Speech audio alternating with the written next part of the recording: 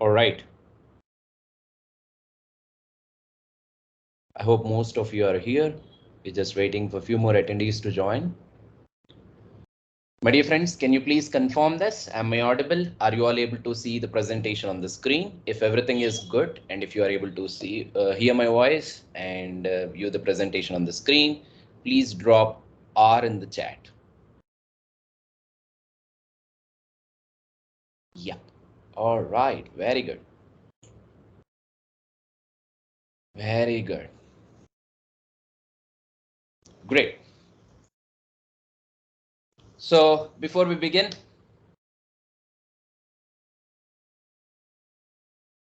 this week we are going to move on to the most important part for this course. Today and tomorrow, we'll deal with social engineering, network pen testing external, network pen testing internal, and perimeter pen testing. Even though the Active Directory pen testing is part of the material as a self-study module, I want to walk you through certain important concepts that really help us a lot in performing a pen test. So we'll add that Active Directory portion to the internal pen testing module. I hope you all have access to the material and also the EC Council lab platform, which is on EC Council Learn on Demand.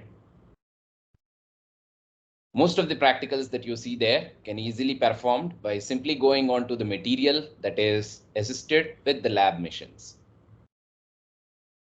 But it is always good to set up our own lab for practice.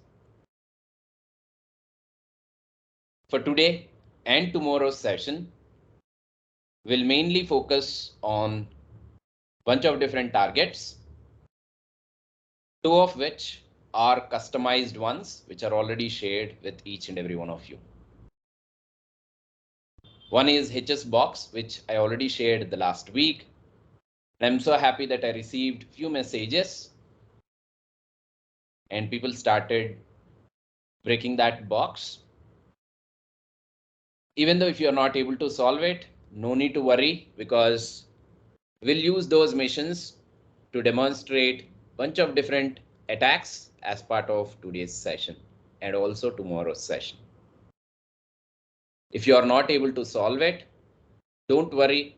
This is a very good start for each and every one of us to make sure that we understand the methodology right. I think most of you have performed the basic scans. May I know how many of you have performed something on those on HS box? If you did something, please let me know what is that you performed on that box and what are the things that you've identified on that box.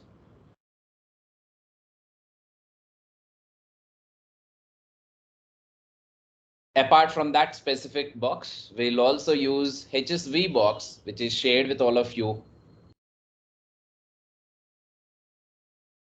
for different demonstrations.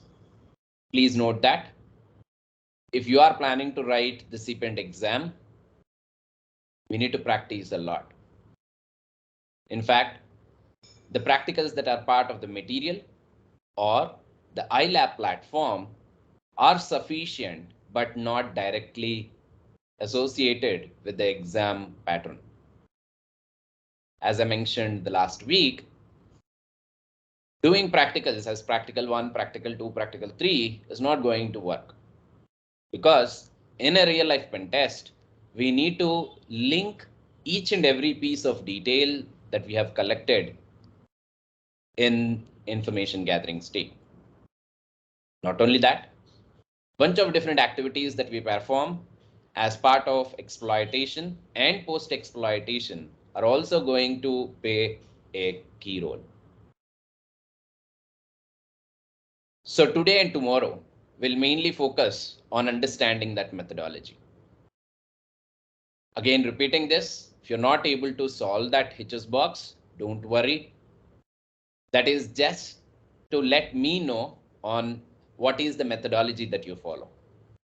From the messages that I have received, I got to know on how you are thinking about the box and how you approach it. So this week, I will help you out on each and every aspect that we need to concentrate while performing the pen test. And we'll also take advantage of preparing our own report while performing the same. Of course, report writing module is somewhere at the end of this particular course as part of 14th module. But as usual, I always try to make sure that you are able to link the things and understand the process first. Make sure that the practicals that are there on the iLabs are limited to 1 or 2 concepts. But with the sessions that we are going to conduct as part of today, tomorrow, and the next 2 sessions, will go beyond the actual content. Just to make sure that you have enough examples on knowing and thoroughly practicing the methodology. When it comes to pen test, more time that you spend on understanding the target, more success that we'll have. With this thing said, I hope almost all of you are here. I request organizers to please do confirm. Can we begin the session?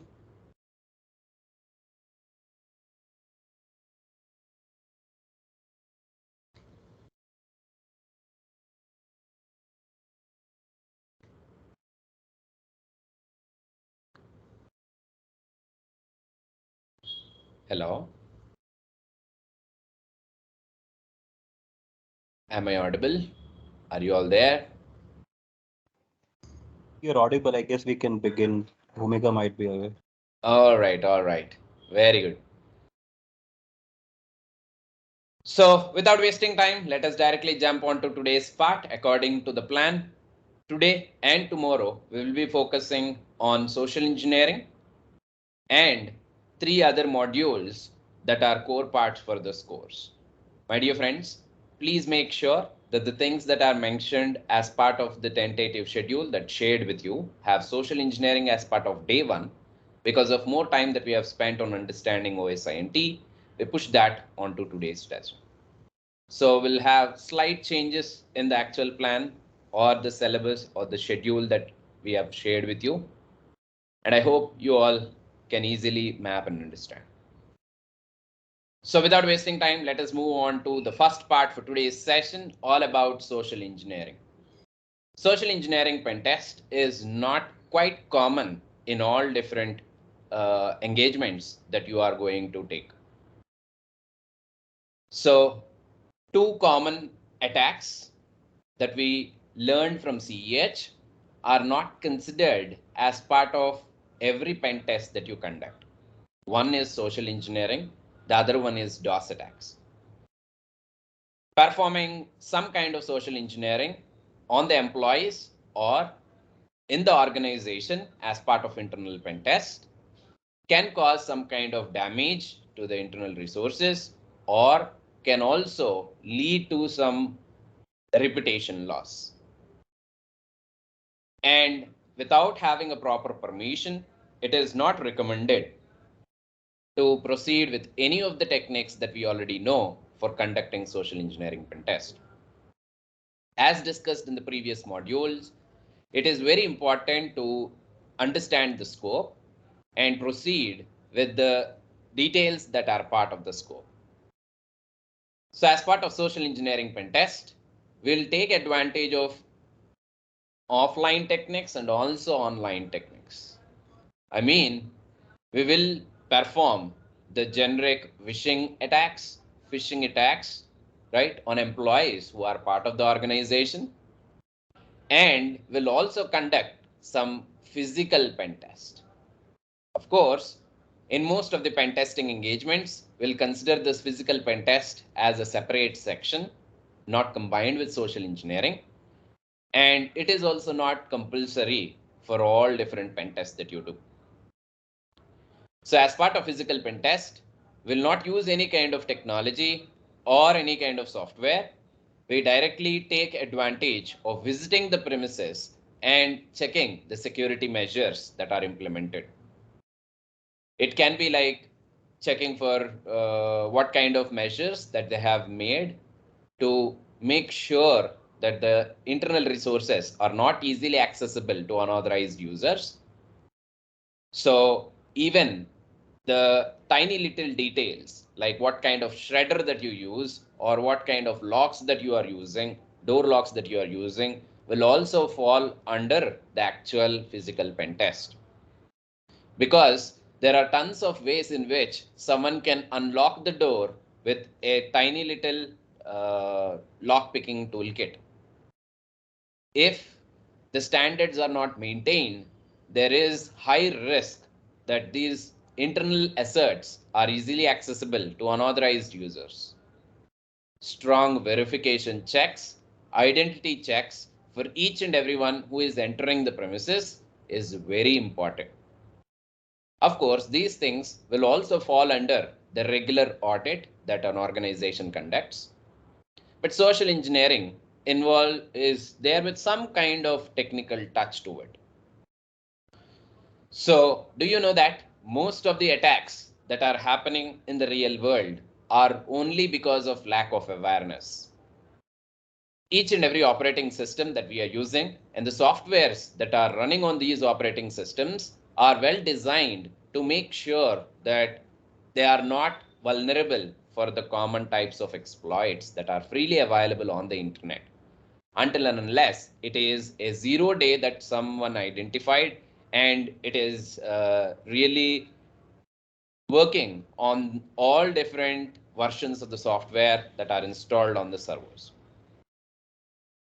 So keeping that 0 day thing aside, most common types of attacks like a buffer overflow or else a memory manipulation vulnerability or some kind of remote code execution is not possible until and unless there is some kind of misconfiguration. Misconfigurations or the common types of attacks happen only because of lack of awareness. Administrators must take extreme precautions on thoroughly revising the infrastructure before they deploy some kind of service or allow users to access these services. Just to check whether all these security measures are correctly implemented or not, we will conduct a social engineering pen test.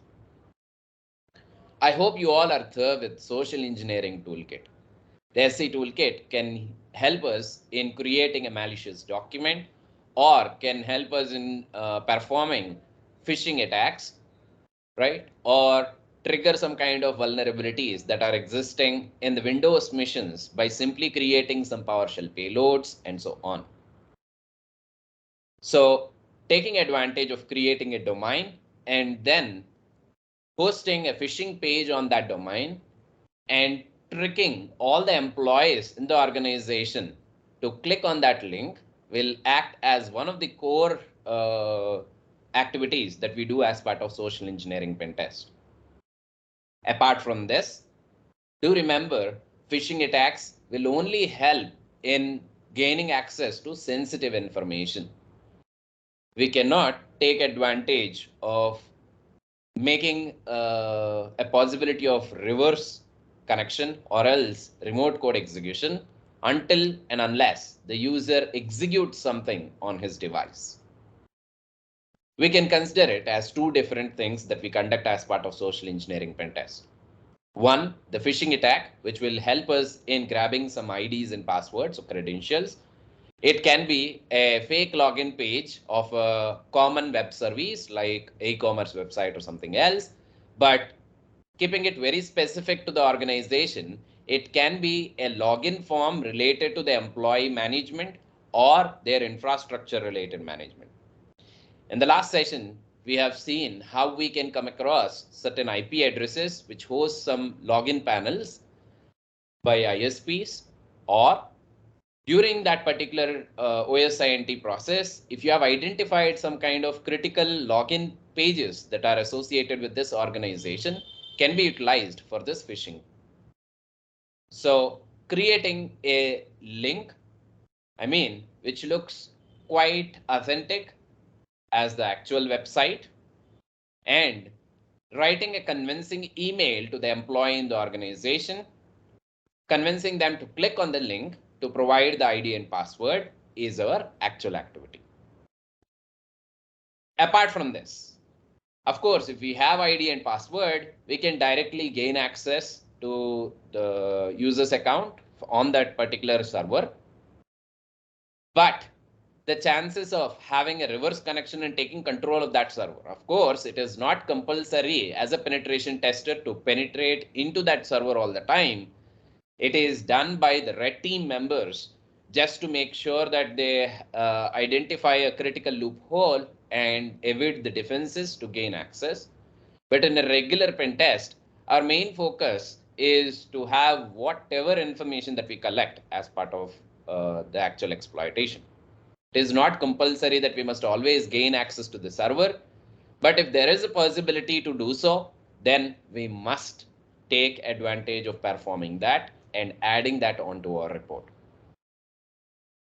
So to get a reverse connection, phishing is not always helpful.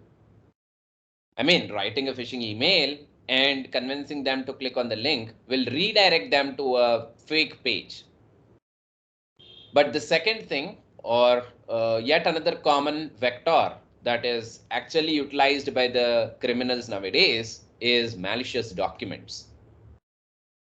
By simply taking advantage of a script that is hosted on your website, you can fingerprint the browser that the target is using and what kind of technologies that are enabled on this browser. For example, what kind of extensions are available. If there is some kind of browser extension that holds sensitive information, or an extension that is vulnerable, which can give the attacker or the actual penetration tester a reverse connection, can be really handy.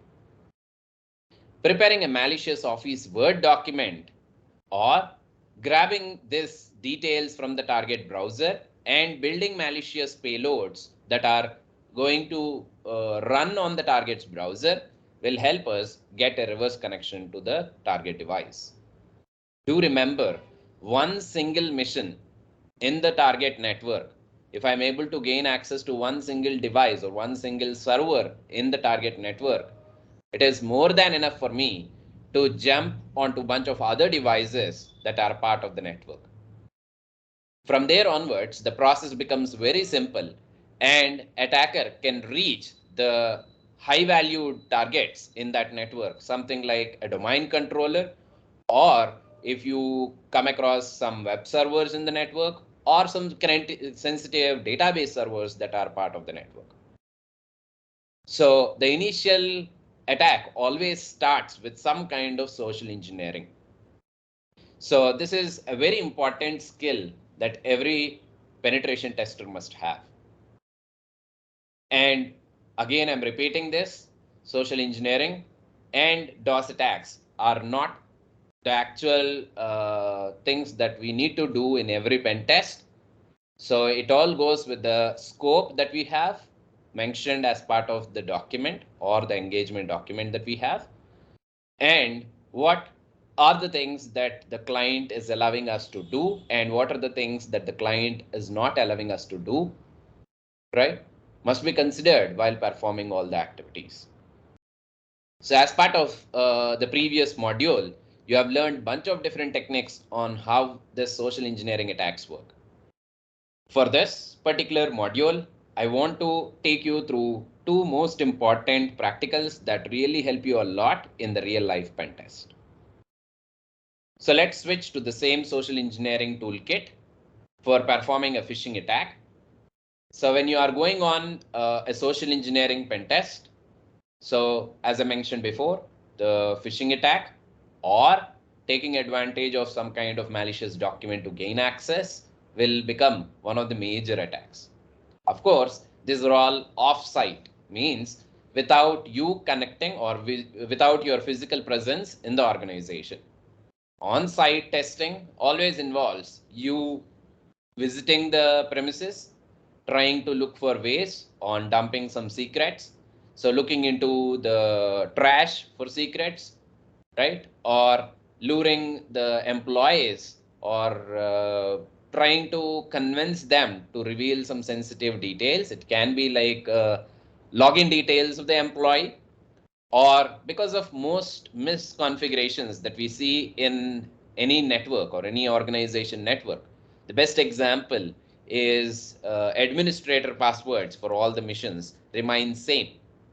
So if it is an individual mission or else a workstation, then the IDs and passwords may change, but 90 to 95% environments that you are seeing in the organization are Active Directory environment.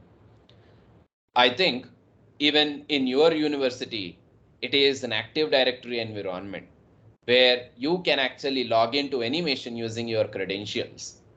So if I can gain access to one of your devices in the network, it is more than enough for me to perform bunch of different lateral movements and map the entire network to compromise the actual domain controller. So in that case, having a common password for all different local administrative accounts can be a very important secret. So social engineering that you conduct on site may help you if you can convince the employees to get that password. So again, whatever activities that we do as part of pen test will follow the same strategy. So as described in the previous modules, like information gathering, scanning, gaining access, maintaining access, and removing traces. From now on, let us put them into three brief steps. The first step is all about planning or any kind of pre-exploitation activity. Please note down this in your running notes. When I say pre-exploitation activity, it involves OSINT or scanning, active or passive scanning or passive scanning, and also vulnerability identification. These are all things that we do before exploiting the target. The second step is all about exploitation. So exploitation step will help us in gaining initial access to the target server or the local computer in the target network. So exploitation involves using exploit codes that are part of Metasploit or the exploit codes that you download from the internet, or at times, in fact, this is quite common where we don't use any exploit codes. We use all the misconfigurations to gain access. So even when you are conducting a professional pen test, it is not possible for us to identify exploitable services. So most of the times, the Windows machines that are part of the network are properly patched. So you can't expect it to have some vulnerable service of the software. Even though it is vulnerable, you can see a very small fraction of machines running vulnerable services. But most of our pen test involves only misconfiguration related attacks. Without you having any kind of exploit in hand, you can gain access to the target server, which we will be looking at as part of practicals in today's session and tomorrow's session. This is the key thing to remember, and I request you to please note down this point in your notes. It is not always possible for us to exploit services running on the target mission, right? Please remove this particular ideology from the mind, right? Because the actual networks or the real networks are not like a lab environment. They are not going to have a common vulnerability that you can easily exploit, something like VSFTPD 2.3.4 or Apache related vulnerabilities or PHP related vulnerabilities and so on. So there are chances where you will fail on exploiting those services even if they are running an outdated version, because a proper patch is applied or there is a layer of defense that is guarding us from not performing this attack.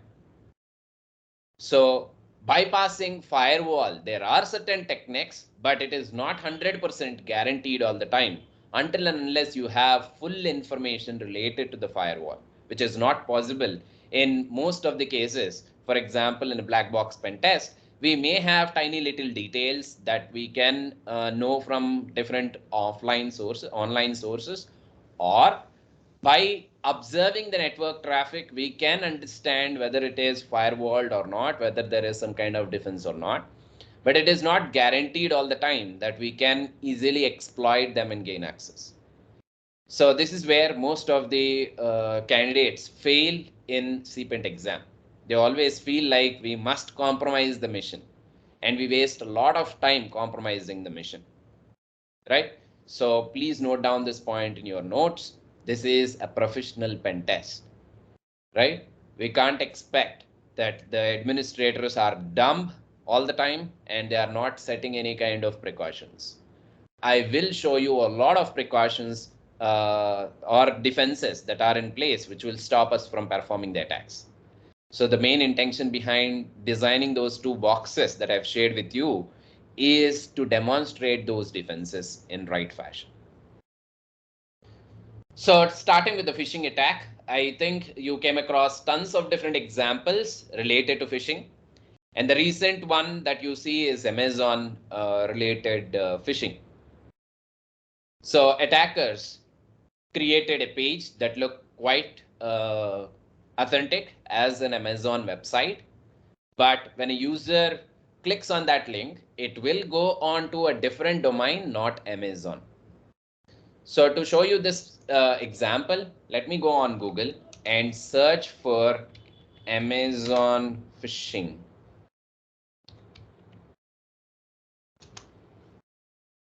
And you can see a lot of articles online that really help you understand.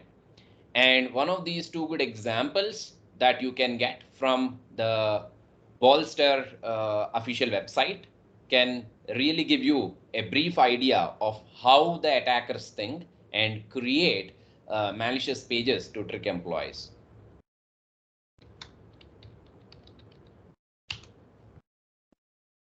So as you can see, there are tons of articles online. Portswigger also have an article on the same. So phishing in Amazon. So Amazon is frequently hosting the Prime Day sales, and as a user, right, you will be getting a lot of emails from Amazon asking you to have a look at the latest offers and so on. But users who are not aware that phishing is possible because of this kind of offers and all may click on a malicious link. If you go through this particular article, I think you can go on an example here. Yes, very good. So are you observing the URL here? So Checkfish is a too good website that really helps you a lot in checking whether the link that you are verifying or visiting is a phishing link or not. So if I look at this URL, it is Amazon, right? So at a first glance, we always think that it is an Amazon website. But when I look at the statistics of this particular URL on Checkfish, you can see it is not going on to Amazon at all, right? You can also perform a DNS related check and view the WHOIS information on this website. So on the right hand side, click on WHOIS information.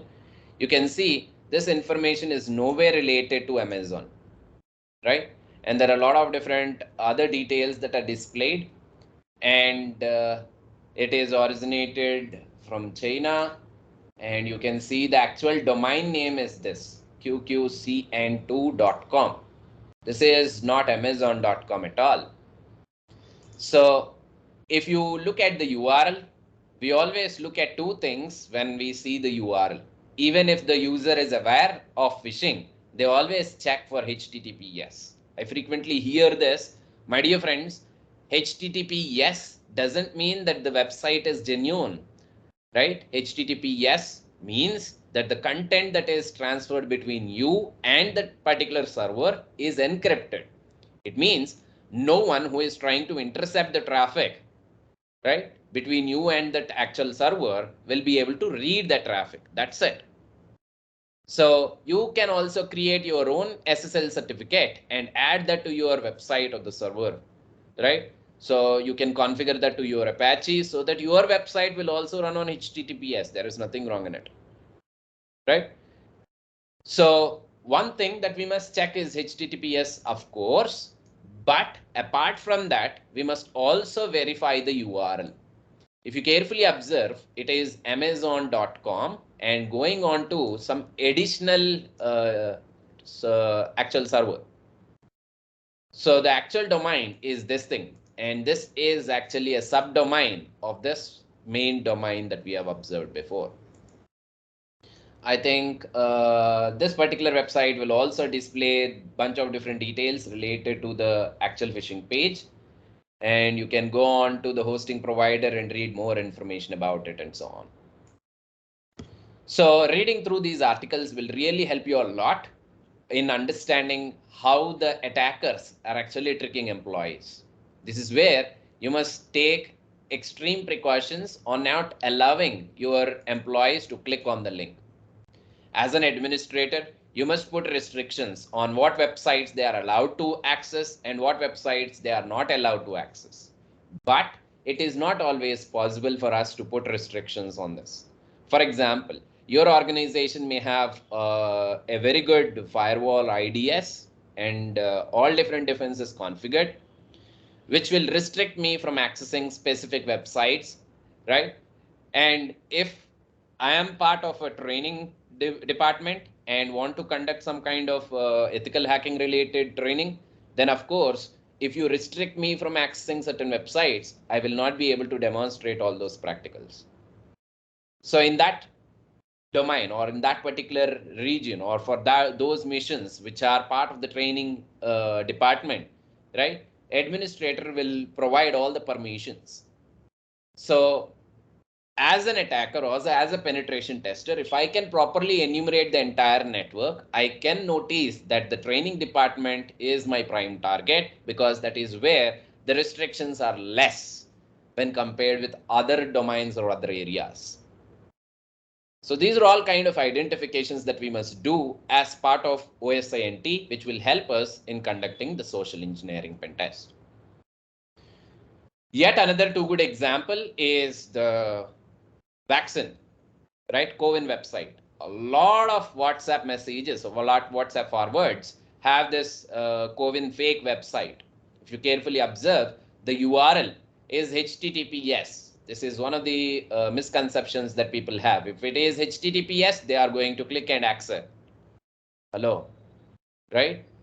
So the actual party who is going to rob your premises will not say that I am a robber, right? So it is you who must sense whether it is really a authentic website or not. How you can check that? You can take advantage of online sources like this to verify whether the whether the page is a phishing page or not. So checkfish.ai, you can simply go and bookmark this particular website, which is checkfish.ai. Yet another website, I think you already heard about it, is VirusTotal. So VirusTotal is a good source where you can actually check whether the documents that you have received are really vulnerable or not. I mean, the second prime attack vector is the Office Word documents. Office macros are the prime target because most of the organizations use Office packages. Even the Reva is using Office package, right? A third party right? Like me, able to know that you people are using Office package because you invited me using Google Meets. If this is a little piece of information that I have in hand, I can start thinking about all different attacks that are possible with Office products. And do remember, there are misconfigurations for sure. I'm not saying that the product is actually vulnerable or else product is outdated or product is actually bad, but because of some kind of convenience, we will enable certain functionality that lead to risk if the attacker is able to know this information. Relates to the same exact example that I've mentioned before, like a administrator who allows training department to have less restrictions on the firewall to access all different websites, right? So Office Word documents that you are using may have this macros enabled. So I hope you all did this macro related exploit I hope you all used Office macro exploit as part of CEH course. Did that? If you already performed that practical, please drop P in the chat, or if you have not performed it, please drop N in the chat. So Office Bird macro module, that is part of Metasploit framework. Okay, not used it. Okay, then we'll use that as part of the exploitation section. There I will show you how easy it is for someone to trick. So all you need to do is to open Office Word document. That's it. I can get a reverse connection. Isn't it interesting? So with the functionalities that you are enabling for the products, it becomes easy for me to attack. Of course, the core for all these steps or this success for all these exploitation techniques is the actual information gathering process. Do you remember that? We actually collected some documents from the websites and we extracted the metadata of the documents, and we came to know that the organization is using some form of Office Word, right? Or some form of a PDF reader and so on. So those software related information that we have collected is going to act as a key part for exploitation step, right? So every step is linked. So pre-exploitation, exploitation, and post-exploitation, right? So each and every activity that we do as part of each and every technique that you use as part of these three steps are interlinked. So without having a proper knowledge related to pre-exploitation or without having proper information in hand, right, from pre-exploitation, there is no way that you can get success on exploitation, right? So we'll take advantage of doing all those attacks as part of the next modules. But for now, please note down these two websites. One is checkfish.ai and the next one is virustotal.com. You can actually put the URL and search for the URL related information. And you can also go on searching for domain related details, right? Same as whois.com or whoisdomaintools.com or netcraft that we have used in the last class. You can do it here also. There are tons of resources online, but my sincere recommendation is not to go on each and every resource that is available, right? So take advantage of doing your own research and put one or two resources into your list and stick to those resources. It is more than enough, because this is a quite common habit that we all have. Whenever we come across something new, right, or some new article or some kind of new book, we always search for it online, we download that and we save it. So we saw some video, we'll bookmark that and we'll save it, but we'll never ever go on to that resource at all. Yes or no? How many of you do it? I am best example for that. So we always download a lot of resources, but we'll never ever get back to those resources at all. I can see a lot of my friends here. Yes, this is quite common, right? So even in the tools that we are using, so most of our activity, we are not going to code anything as part of the previous module or this module, right? So when we are using tools, we must always take advantage of some common tools that are in hand. So when you go on GitHub, there are tons of tools that you will see. When you go through some YouTube video, you will see tons of tools, right? So do remember, tools are not going to do any kind of magic. The magic is in the hands of the actual attacker or pen tester, right? It is in your hands. It is your methodology that helps, right? So I will tell you on how you can control all these activities and how you can make your own cheat sheet for all these activities as part of exploitation section. Now let's move on to our very first practical to create a phishing link, but this time let's do it over WAN level. May I know how many of you have used NGRock before? If you have used NGRock before, please drop 1 in the chat. If you have not used it, please drop 2 in the chat.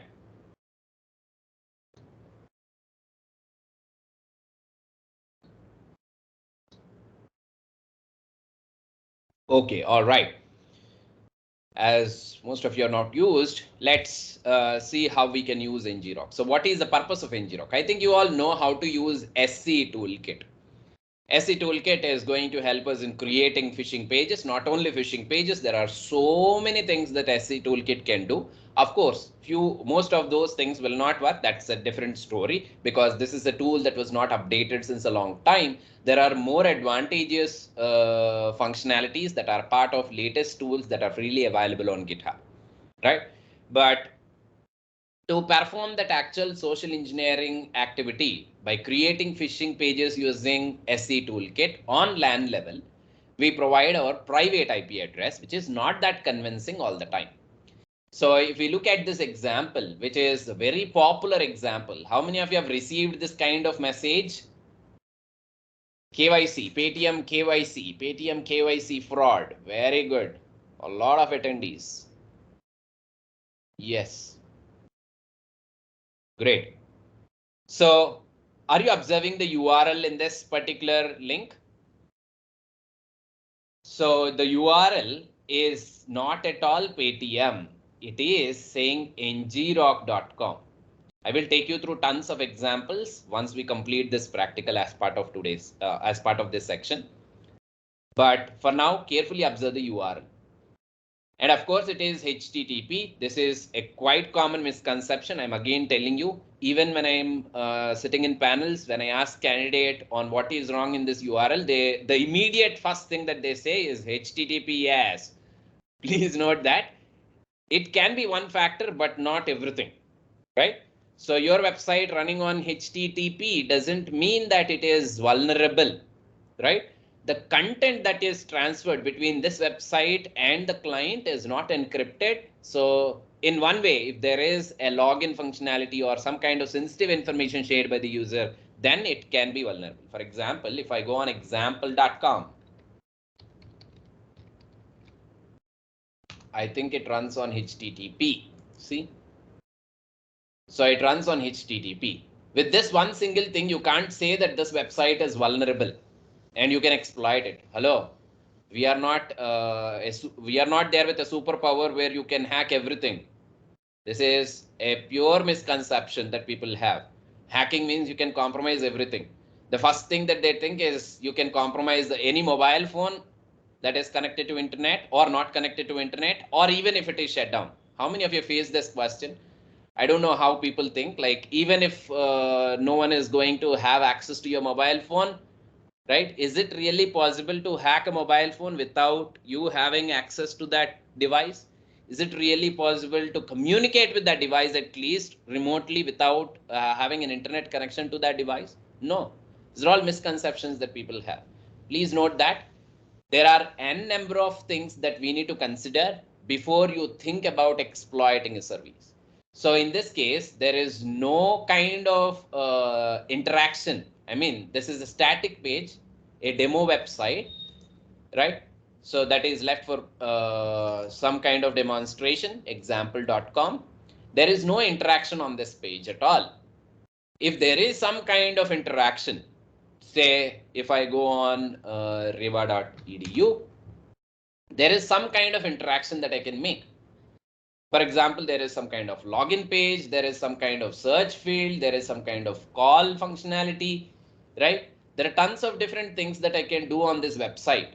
So if the server is not vulnerable, I can look for some kind of vulnerabilities in the functionality.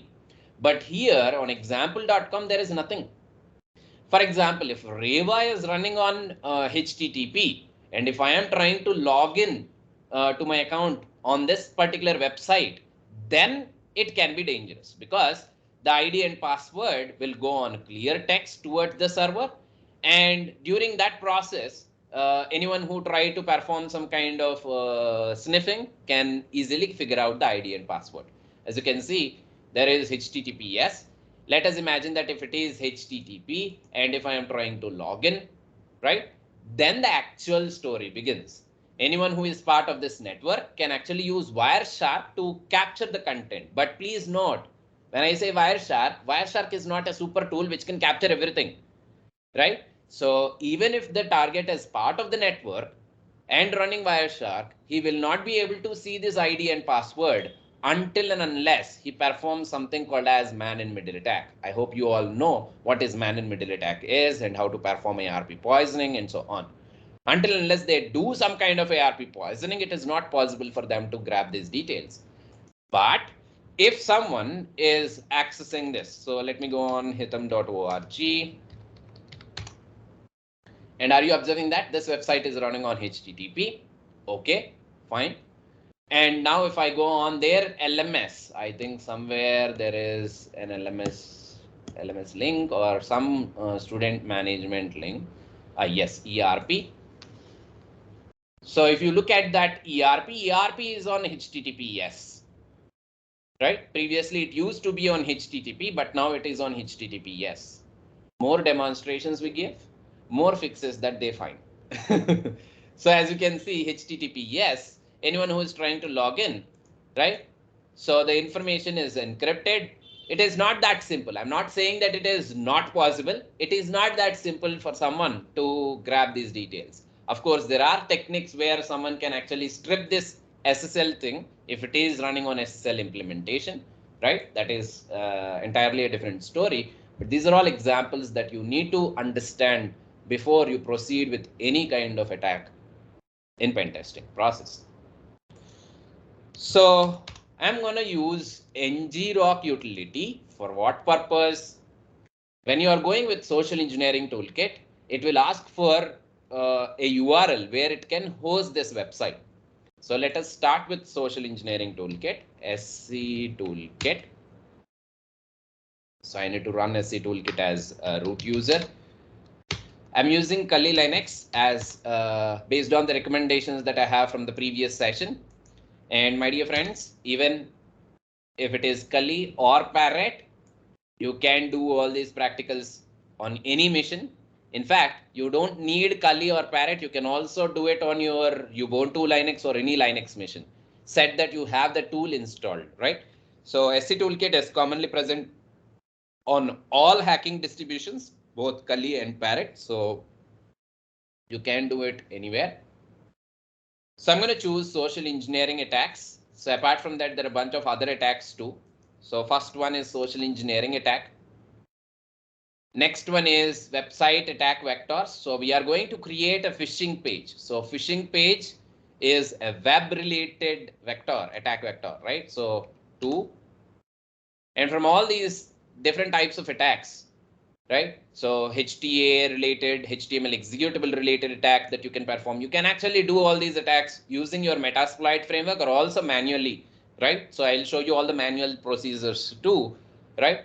But here our intention is to grab the credentials. So phishing is more concerned about grabbing user credentials.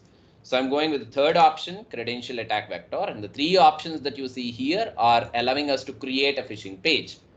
So one best thing about SC Toolkit is it comes with some web templates, but I don't prefer using some templates that are part of SC Toolkit because Google or any of the popular websites that you are going to create phishing pages for Amazon, Facebook, right, or LinkedIn,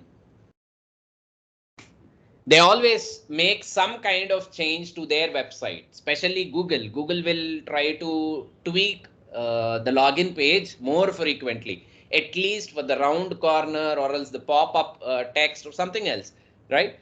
So taking advantage of an old template may not convince the target. Of course, there are users who will be convinced based on the story that you write. So that is the reason why cyber crimes are really simple nowadays. Next thing is site cloner.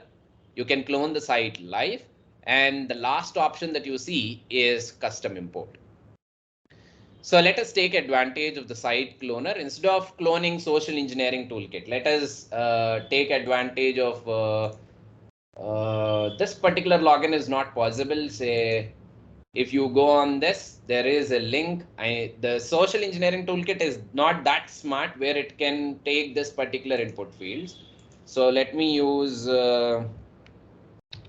smec.ac.in, or you can go on hitam.org, the one that we have seen before.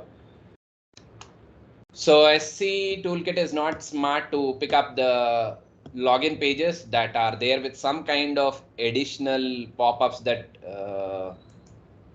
force the user to add the ID and password. So SC toolkit is very simple, where it can only grab the ID and password or on the same page, right? So even this particular Google login is not going to work. Why? You know that? Only if you go and take advantage of providing username, it is going to take you onto the password field. Both username and password field are not present on the main page directly, right? Say for example, if I go with a random username and click on next, right, it will verify this username in the database. If the user is not present, it is not going to take you on to the next section. So phishing is a little bit tricky here. I'm not saying that it is not possible, but you need to create your own script on understanding how this particular Google login functionality works, right? Then you can create phishing page, but we are very much concerned about using tools, right? Not coding anything as part of this course. So I'm going to copy page that can actually have ID and password in the same section. And again, people always take this. Say if I go with fb.com, facebook.com, why Facebook added both ID and password on the same page? Hello, I'm not saying that having ID and password on the same page is a bad thing, right? So don't make all quick conclusions. So Facebook may have a number of other reasons on why they added both ID and password on the same page, right? Not even at least as this you see on your LMS. So each and everyone's requirement will be different, and each and everyone's security measures are different, right? So maybe the one that you are using is from a different third party, right? So Link Street is the party who is providing you this LMS of ease. So the way how they designed this application is different from how Facebook designed this application, right? So there will be functionality differences. So by simply checking that the ID and password on the main page doesn't mean that the web application is vulnerable, right? We'll talk about a lot of other things as part of web application pen testing module. So let me go on to the second one, site cloner, live cloning. And here it is asking us for the IP address to post back. If you are going to conduct this particular attack in LAN level, I mean, only for the employees in the organization, then you can actually put the private IP address here, right? Or else leave it blank so that it will take your attacker's IP address. So in my case, the Kali Linux IP address. But let us make it a little bit interesting to allow people on the internet to access this. So to perform any kind of attack over WAN level, you need to perform port forwarding. So ngrok is going to help us in doing that port forwarding for us.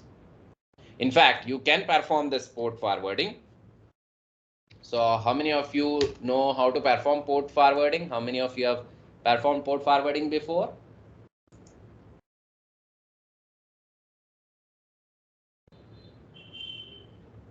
Have you performed port forwarding before? Have you conducted any kind of WAN level attack before? If you did WAN level attack, please drop W in the chat. If you have not did any kind of WAN level attack, not performed any WAN level attack, please drop N in the chat.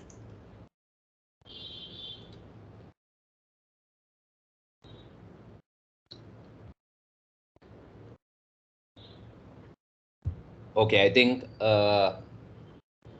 none of you have actually performed a WAN level attacks. All right, so let me show you the difference.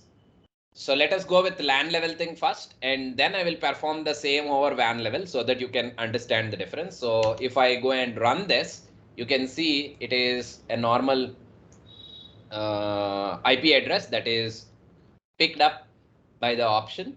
So any kind of post back details will come to this attacker's IP address, which is Kali Linux. Now let us go and provide a URL. So let us do it for https://www.facebook.com. If I go on facebook.com, immediately it created the fake Facebook page. But who can access this? Only parties who have this, who have access to this particular server or who are part of this network can only access this. Say if I head towards this IP address, I can see a fake Facebook page. This is a live cloned fake Facebook page. But the URL is not that convincing, right? So it is IP address. So the chances are people may or may not click on it, or else may or may not provide their ID details, right? Even though if they click on this link. But do remember, in few cases where you are performing pen test, you will come across IP addresses only. You know that the SMEC related IP that we have visited. Yes, this one, right? So what is there in the URL? It is IP. This is public IP and this one is private IP. You and me know that it is public IP, private IP because we are technical, right? So how a normal user, internet user know that this is public IP, private IP, we must not click on this, we must not click on that, right? This is called as lack of awareness. When the people don't have that awareness, they feel like, yes, IP address, yes, URL can be something like this also. The moment they provide the ID and password, say, I trusted you a lot and I started logging in with my ID and password. Immediately it redirected to facebook.com. Very good. And the social engineering toolkit is smart enough to pick the username and password. I think you all know this particular aspect. So this is going to work only in LAN level. For example, if you are conducting pen test in the organization, I mean, as part of internal pen test, so you are inside the organization network and doing it, then this works. But what if you are outside the organization, right? You are a remote user and you want someone inside the organization to click the link and provide the details. This only happens over internet, will not happen over LAN level, right? So to do this same exact activity over WAN level, we are going to take advantage of ngrok. All right.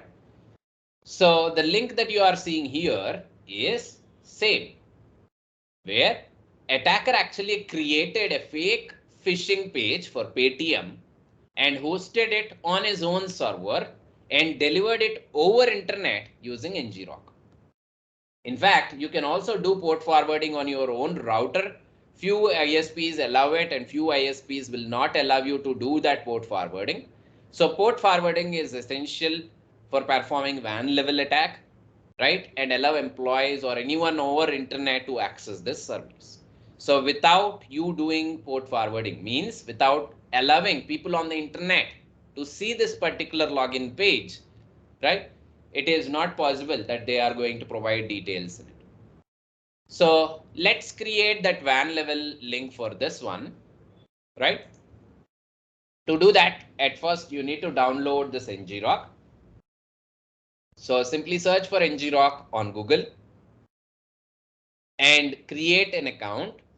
So I request each and every one of you to please note down a short note of this practical and do it after the session. Please don't do it along with me because you may miss out on all the concepts that I'm explaining right now. So we can actually take advantage of registering with our original email or else some other email address or disposable email. There is nothing wrong, right? So again, I'm reminding you, using ngrok doesn't mean that you are an attacker, you are a malicious user, right? So everyone who browse dark web are not criminals. Are you understanding? everyone who do some kind of transaction at ATM machine, right, are not robbers. So this is also the same. Using ngrok will not make you a criminal. Don't worry. So the functionality of this website is just to allow users to run services over internet if their ISP restrict them from not performing port forwarding. I already downloaded this, and after downloading this, you can go with the steps that are mentioned on this website to use ngrok. So we need to unzip and you need to add the authentication token using this command. And once done, you are ready to use ngrok. I already performed all these activities on my Kali Linux, and the file is under downloads location. So this is the file that I've downloaded and executed all the commands that I saw on that page, and I have ngrok executable. Now I can simply run ngrok executable to see the help manual, and I can easily go and take advantage of options that are present. One of those options that I'm going to use is this option, ngrok http 80, because social engineering toolkit will actually host the fake page on your server on port 80, right? So secure public URL for port 80 web server. All right, so let's run the specific command, which is ngrok http 80 /ngrok http port 80. Please note that as a free user, you will not have access to HTTP or HTTPS thing, right? So as this is a paid account, I'm able to see HTTPS in the link. So in your case, when you create, if it is a free account, it will mention that it is a free account, and you may see two different links there. One link is HTTP and the other one is HTTPS. So the HTTPS thing there may or may not work, right? So please note down that point in your running notes. All right, we have a public server hosted here. Now let us simply verify if we can deliver this page to someone out there on the internet or not. My dear friends, let's do a quick check here. Sudo. I'm starting my Apache server, service, Apache to start. I'm starting my local Apache server. And will you be able to access my Apache service by simply visiting this IP address? Yes or no? Will you be able to access my Apache page by simply visiting this IP address? Very good. Hello? Are you all there? So if you open your browser and type 192.168.0.147,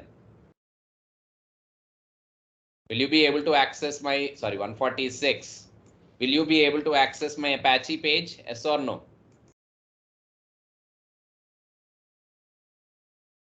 Try this, open your browser and try to visit this. Obviously, you will not be able to access this. Why? It is hosted locally on my own network. So only the devices that are part of this network will be able to access this. But now let's take this URL, right? I'm going to drop this URL in the chat. I request you all to please click on that URL and tell me what is that you are able to see.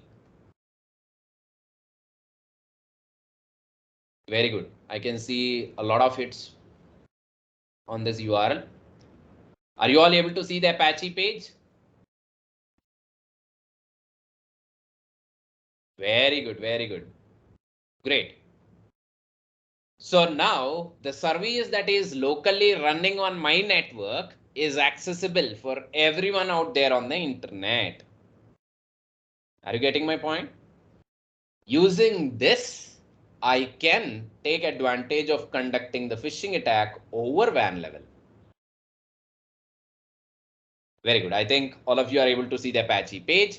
Let's break this thing by stopping at Apache server. I'm going to stop my Apache server. and proceed with the previous one, which is SC toolkit.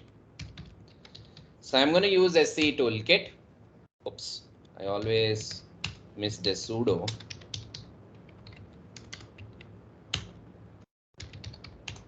So simply run SC toolkit and proceed with the same exact steps that we did before. But instead of your actual IP address, a private IP address, this time I'm going to provide this domain name, because whenever you visit that page, right, the information that you provide on that page, for example, if I clone a login page and any login details that you provide there, it will first go on to ngrok first, and from there it will come towards the local server that is running here. I'm going to drop that ngrok link, right? Same exact practical, no difference except for the URL. So this time let's clone this hitam.org's page. So please note that it is HTTPS. Even the previous one that I've executed, which is facebook.com, is also HTTPS. Very good. We are done with this. Now, can you please click on the link that I have shared with all of you and tell me what is that you are seeing? Reload the page.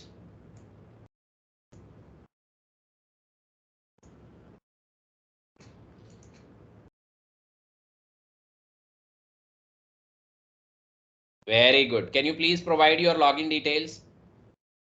I know that you don't have login on that site. Do drop some dummy details there, some random details there.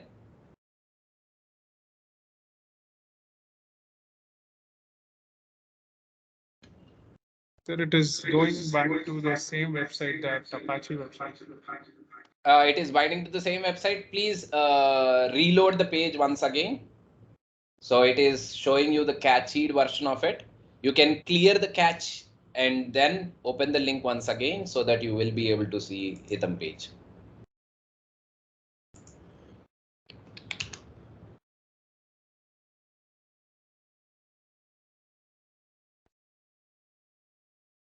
Sir, when I enter the credentials, I got a page information you are about to submit is not secure. Yes, very good. I will tell you. And someone actually entered test and test 123. May I know who is that?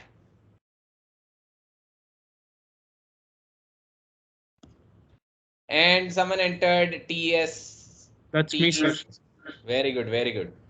TST session test 123 123. Only 2 users. Hello, how about others? You can also do it. There is nothing wrong in it. Even I don't know why is it not showing there. It is not showing. So please do clear the browser history and then try it. No, if he just refreshes the same URL, it will work, sir. Yes, even the refresh thing works. If it is not working, try reloading the page once again. You must be able to see it. So this is a perfect thing that you can do if you want to conduct a phishing campaign in your own organization, right? Why can't you conduct this and create that awareness in your university, right? So you can actually let others know how simple it is for someone to grab our details. See, the page looks very authentic. Don't worry about this ngrok link, because there are millions of users who fall for this trick. You simply tell them there is an offer. You simply tell them that there is some kind of cashback. For sure, they will click on that. Trust me, they are going to click on that. Chalo, if they are not going to provide ID and password, don't worry. Why? Because you can take advantage of using a tool called as fingerprint. Fingerprint 2. Yes, fingerprint JS. So let me drop this link in the chat. You can do a little bit of research on this. So this particular tool will help you in creating a fingerprint. I mean, instead of hosting this phishing page, try to host some kind of JavaScript, right? So take your general Apache page. So just not to make it very suspicious. On the common Apache page, please paste this JavaScript and share it with everyone. Once they click on that link, you will be able to see what are the extensions that are enabled on their browser, right?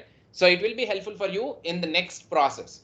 So this is the same exact thing that we do when we are conducting a social engineering pen test. So very good. I can see admin 123, test 1234. I can see some other user related credentials too, right? Can see me. Hello, Samir. And we have CSES test, right? So this is how simple it is that attacker can grab your details. Please be very cautious when you are looking at links, right? Don't randomly click on the links. Most common bad habit that users have on the internet nowadays is spreading links. They don't even know what is the purpose of the link, but they keep on spreading because it is free of cost. If WhatsApp charges them for sharing a link, then no one will use WhatsApp, right? I think that is much better thing, right? So most of the products have its own functionality. It can guard against common attacks, but as a user, you are giving it permissions to do all the tasks. No one can help you, right? So this is the awareness that we must create. So few of you clicked this link from the campus, right? How many of you are in campus and how many of you are clicking on the link from campus? Is there anyone who clicked on the link from I'm there campus? from the campus, sir. Absolutely. Yes, very good. Very good. So is there any other additional message that you saw on the screen when you click on that link? It's the same message. It is not a secure. Okay, it is showing that not secure, right? So if I go on this tunnel and provide some details, so let me go on admin, right? The information you have entered is not secure, right? Is this the message that you saw? Yes, sir. Yes. So do remember, this is the actual security measure, right? Part of your Firefox browser itself. So your browser is having some kind of knowledge related to phishing pages.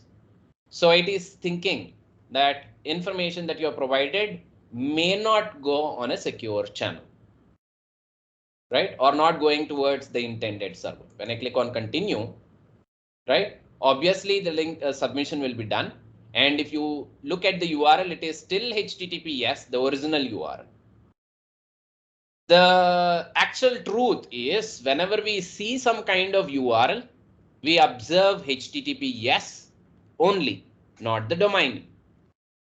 After providing the details, we'll feel like there is something wrong, right? Even in the case where you saw that pop-up appeared only after you providing the details, right? From attacker point of view, it is not at all a big issue. Why? Because the details that you have provided is already there on my screen, right? As a user, what is that you can do? Right? The information that you don't want to share with me is there on my screen, right? Immediately after you submitting it. And if it is your organization website, right? Obviously you will trust. Say for example, if you are doing this on your own LMS, right? So you are rush in checking some kind of content or else some kind of schedule on this website, and you will less bother about any kind of additional pop-ups that appear. There is less chance that you will concentrate more. Now, as I already mentioned that this is a fake link, you are extra cautious about the pop-up that appears or else the message that appears, but it is less suspicious in a real life scenario.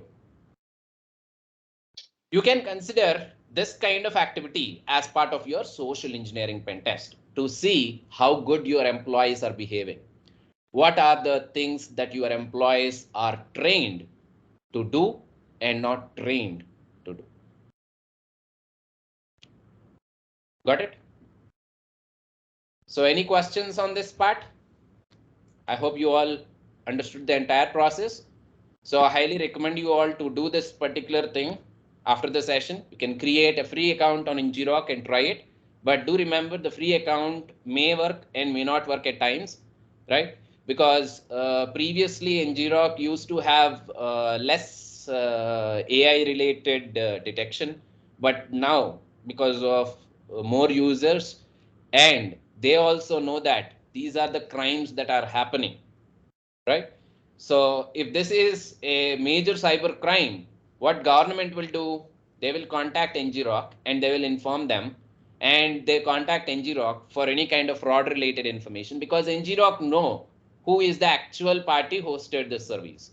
So to which account this particular NGROC URL is linked, right? So after looking at a lot of different case studies, they came to know that there is something wrong with our service. So they strengthened their service, right? So that the free accounts are a little bit troublesome at times. That is the reason why I took my online account, a paid account, to demonstrate this, right? Anyhow, you need to agree for certain conditions to make sure that you are allowed to use all these activities. So we use it only for demonstration purpose. So I'm using my organization account for demonstrating this. But free account, you try and check whether it works or not. If it is not working, don't worry. There is yet another alternate for doing the same, which is to go and Google the free port forwarding services.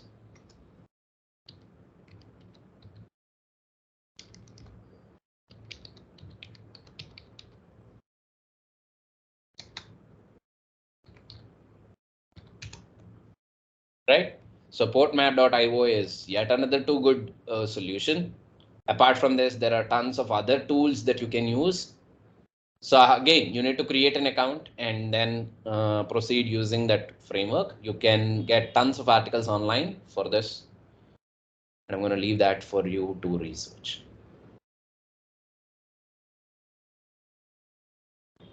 So can you share the link? Portmap.io. Let me drop the link in the chat.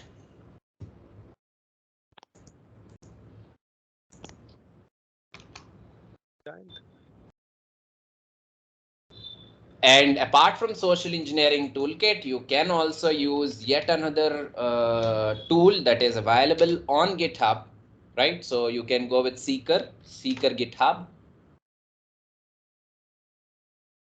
Simply go on Seeker GitHub. Let me drop this link in the chat. So Seeker is yet another tool that you can use. Interestingly, Seeker can actually help you in pinpointing the target location if they open it on their mobile phone, right? So that is too good. So it will provide the latitude and longitude values.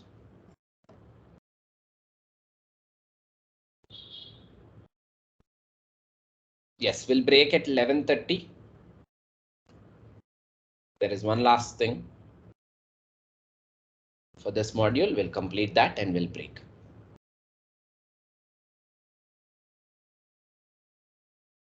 Jayant, when we install ngrok, Yes. what is it doing on the server, like on the Linux? All right, let me tell you. So when you are hosting a service on your own computer, it is accessible only on this local network. So to allow people on the internet to see this, you need to have your port open or visible. Let us do this check. I'm gonna close this ngrok thing.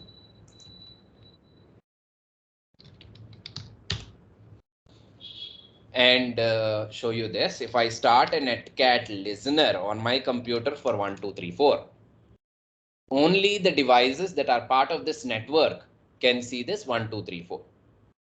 To allow this 1234 to be visible for people on the internet, I need to go on to my router panel, right? And then add a rule in the router telling that anyone who is coming towards this port 1234, please allow them to connect with this local mission 146, right?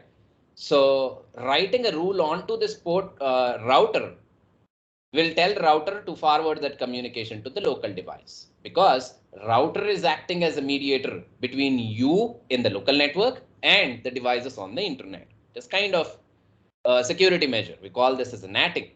So the natting concept allows us to separate this local network from the external net.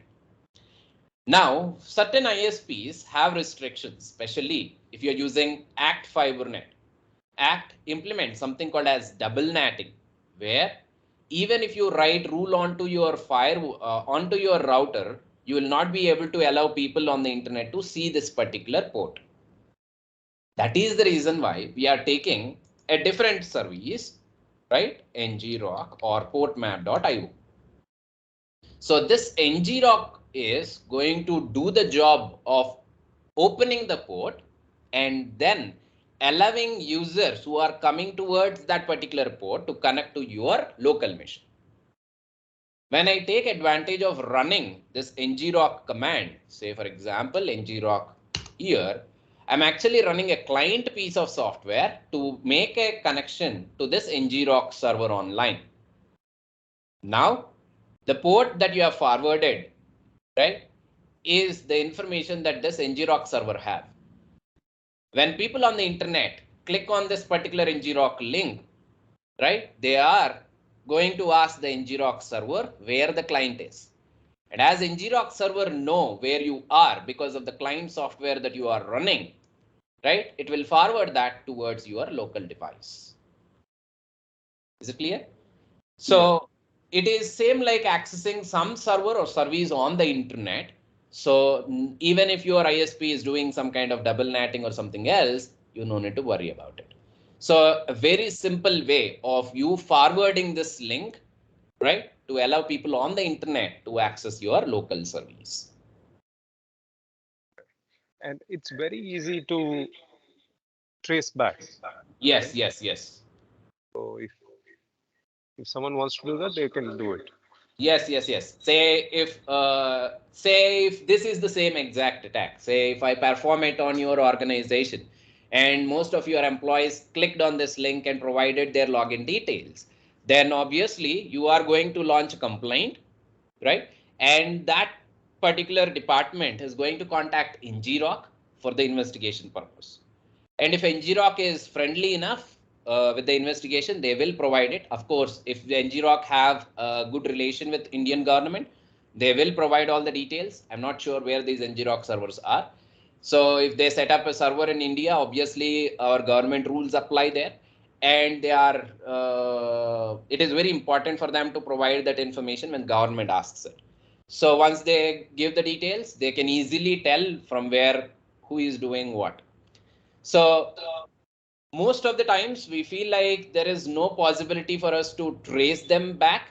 This is only going to happen if you use some anonymous networks or anonymous services, something like a random VPN, which is not going to abide with the rules of our government and where they are not going to provide the details, or using some kind of Tor network, right? So Tor doesn't have a proper mechanism. I mean, there is no standard procedure or protocol, or there is no one party who is maintaining it. It is maintained by volunteers from all over the globe. So in that case, the detection becomes very difficult. So as part of pen test, we can use it because we have complete rights on what to do in that organization. So if you want to use this for some malicious activity, you must be very extra cautious because ngrok know what you are doing. ngrok server records all these links for sure. Got it? Yes, got it. Thanks. And one more thing that we must understand when we are conducting some kind of phishing attack is to see to what extent you can take this. For example, you are a penetration tester. You are a third party after all, right? So if Race Reva invites me for pen testing, obviously they are going to pose some kind of restrictions on what are the links that I can access and what are the links that I cannot access, because there can be some sensitive information which your university don't want you to see. As a pen test, if I try doing some kind of funny stuff like this on that server, this can cause a lot of damage to your original functionality. So as part of professional pen test, we must be very cautious about looking into the scope and doing all these activities only on the ones that we are allowed to do. So before we wrap up, you can take advantage of yet another tool in Kali Linux for, sorry, it is not there in Kali or Parrot. You can actually clone it from GitHub, which is DNS twist. Because one of the most important things when you are looking at URL is ngrok, right? So if you don't want ngrok, then you can host your own server. Who is going to stop you, right? So to host your own server, you need to take some hosting service provider, say something like GoDaddy. Because in few cases, the pen testing will be a little bit troublesome because employees are already aware of all these things. They are not going to click on any random link that you share. Then it is not going to work, right? So in that case, your pen testing funds should be invested in purchasing a good domain that looks very authentic. Say, for example, you are doing pen testing for Reva. So if I search for Reva, say reva.net.in, reva.club, reva.net.in, there are so many things that are actually available, right, at a minimal cost per year, right? And if something like reva.blog is used, obviously most of the students or employees in the organization will trust it. Now, taking this as a base, I can create a login. And of course, I think somewhere in this Reva domain, we found some what we call Jenkins server, right? On that day, while performing information gathering, I saw some Jenkins server. If I'm not wrong, all your developers are using that Jenkins server, right? So if I purchase a domain like this and host a Jenkins fake page and share it with your employees, there is a chance that they can click and provide the Jenkins details. If I have access to the Jenkins server, then I can take a reverse connection from that server to control it remotely, or I can also take advantage of reading through what are different scripts that you are building, products that you are building, and so on, right? So we'll see on how we can perform this while we move on to the exploitation part. But for now, these are all pre-exploitation activities that we must think about. And the tool that I've mentioned, which is, where is that? DNS twist. DNS twist will help us in generating all different permutations and combinations of the domain that you select. For example, I think I have DNS twist installed. Not there. Chalo, let's clone it.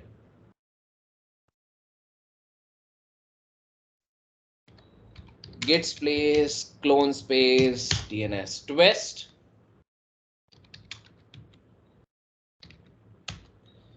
So you can take advantage of the simple Python script to generate all different combinations of any domain. So let's do it with ./dnstwist.py and providing the domain name as race Reva. Let's give the same domain and see how many combinations that it can generate. Or you can go with any public domain. So it may take a quite amount of time and see what are all different possibilities. See, most of these things look very similar to your actual domain, right? So purchasing a domain like this can help me complete my job of phishing. So if I go on GoDaddy and check if this is available or not, right? It is available at a cost of 150 rupees for 2 years, right? This is very authentic, right? So this is actually occupied, means someone already purchased.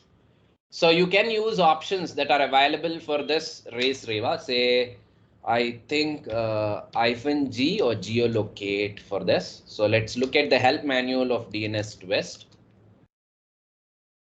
Yes, GeoIP. So if I add -G along with this, it will tell how many of those domains are already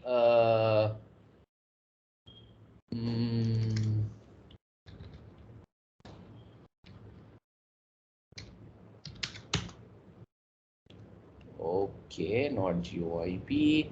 So how to specify GeoIP, geolocation. So GeoIP, or you can also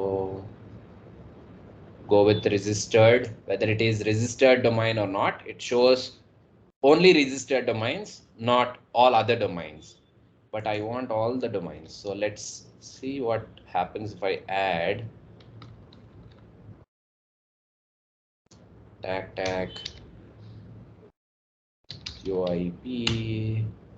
Most of the tools will have a specific order too, but here it is options and domain name, but I don't know why it is not taking it.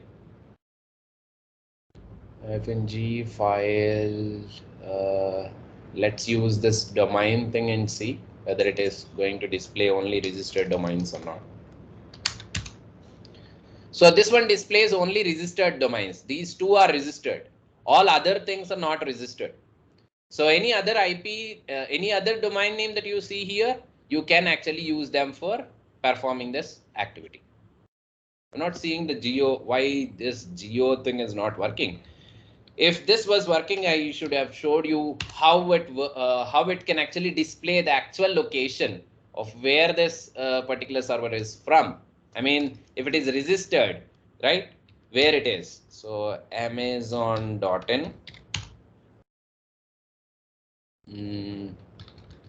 Error connecting to that library. Maybe the script is of Python 2 and by default I am going with Python 3. Maybe that is the reason. So let's see if I can add Python 2 and run this. No, it is of Python 3 only.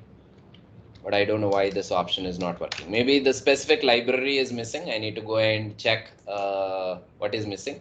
Or else I missed installing the actual requirements. I can go and install all the requirements and then take advantage of running it. Say all these instructions on how to install, right, are present as part of this Git rip. Right, you can go and check what are the things that you want to do, that you must do. So pip installed dot will actually complete the process. So you can go on pip install requirements.pip requirements.txt. So this will install all the requirements. So I need to be a sudo user to do it.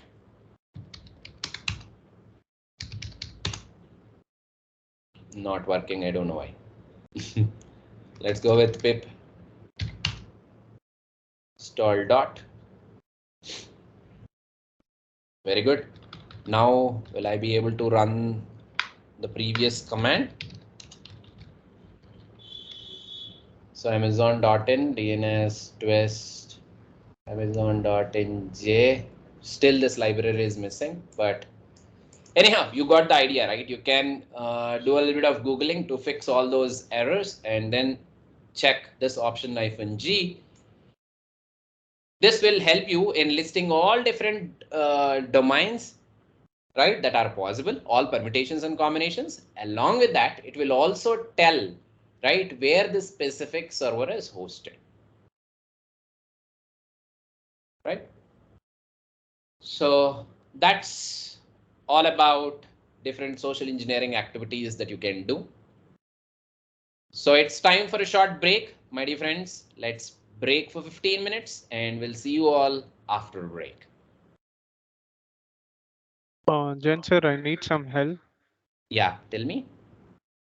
I'll just share my screen. Yeah. So in Kali Linux, when I'm using a social engineering tool, I'm not Okay. getting the IP. So if you look at my screen. Yes, there are a lot of errors too. So are you running it as a root user? Yes. Okay. Proceed Same with the done. next step.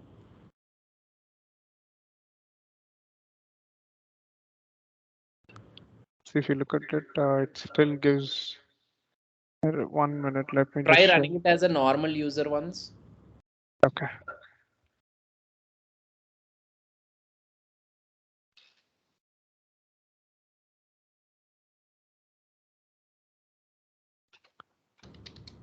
I'll just close this.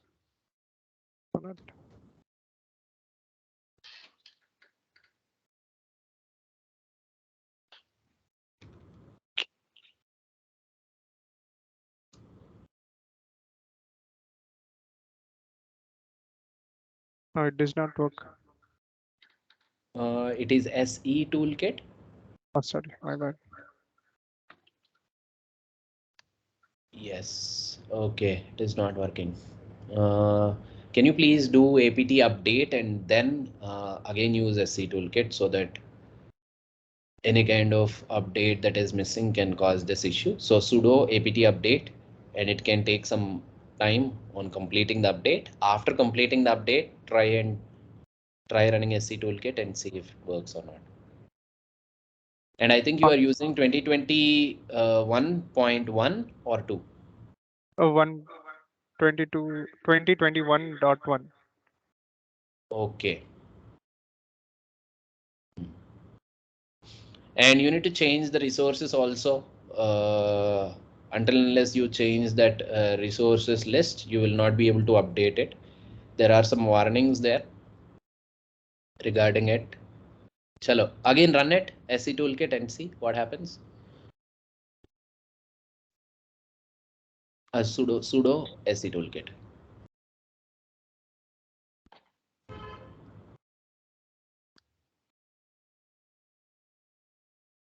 Lot of errors again. See, next 1, 2, 3. Enter 1, 2, 3, 2. It's not giving the IP address here. Okay, it's okay, fine. You can enter your IP address, local IP address there.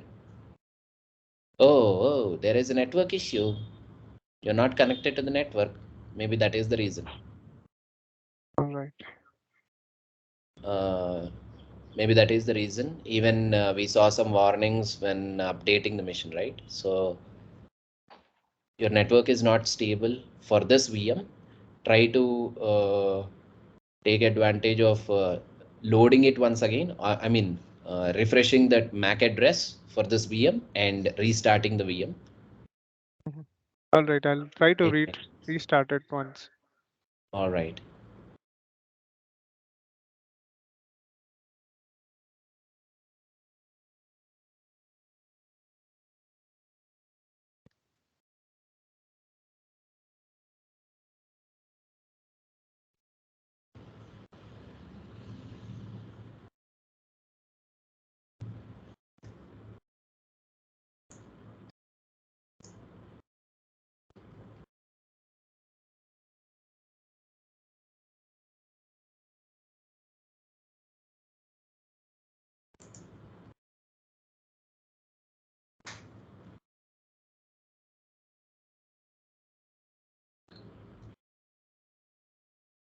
It is restarted now. Again, the network issue is still there. Make sure that you select the right network, or I'll set this in bridge, NAT network or NAT. It is in NAT, sir. It is in NAT? Yeah.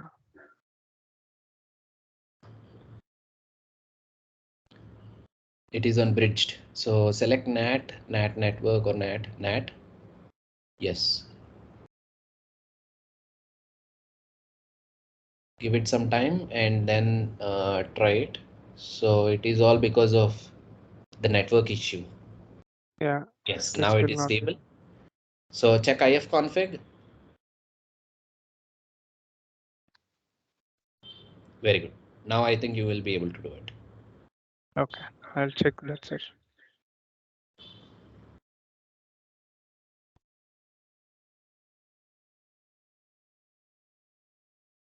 Yes. Great. Now it is going to work. 2. Yeah. Right. I got it. Yeah. Thank you, Right. sir. Bye.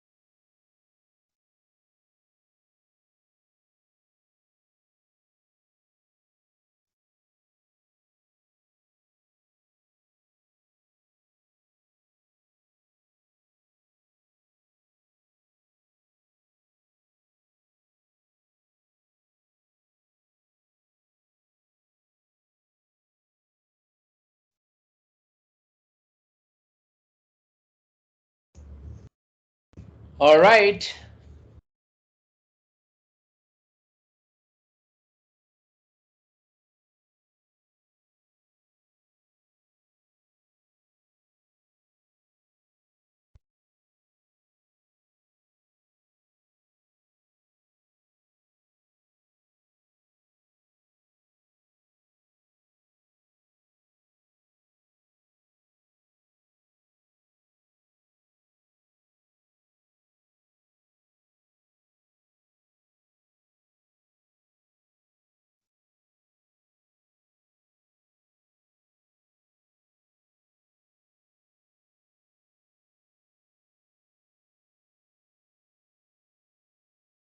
All right, I hope all of you are here. If yes, please drop back in the chat so that we can continue. Continue. Hello?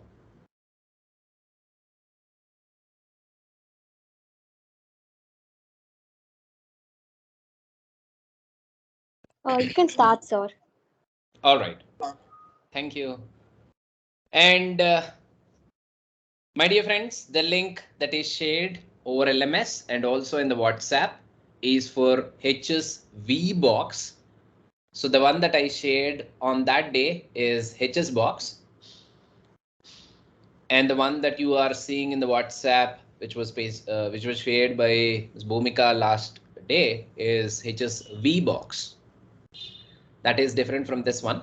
And I will be using both the boxes today, so you'll get the idea about it. All right, before we wrap up this module, let me give you one more resource where you can actually test whether you can identify a phishing email or not. Simply go on Google and search for Google phishing quiz, and that will take you onto this website. So let me drop this link in the chat for your reference. This is a too good platform that really helps you understand what are the differences that you can identify in a phishing mail and a normal mail. So before you take a quiz, you need to provide email, name and email. Again, this is not real. You can give a fake email, right? So this name and email are used while creating that phishing pages, right? Say for example, if I go with Jayant as a name and jayant.reva.edu.in.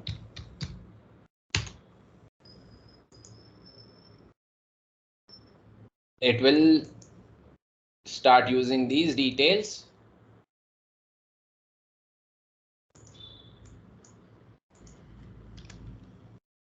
@reva.edu.in.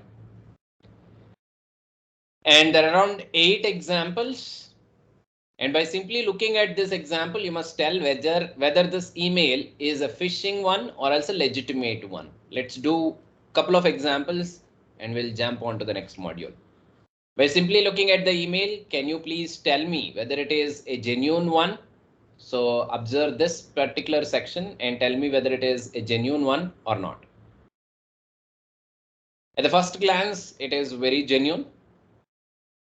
If I look at the details, received this email from this location to this email address, my email address is correct.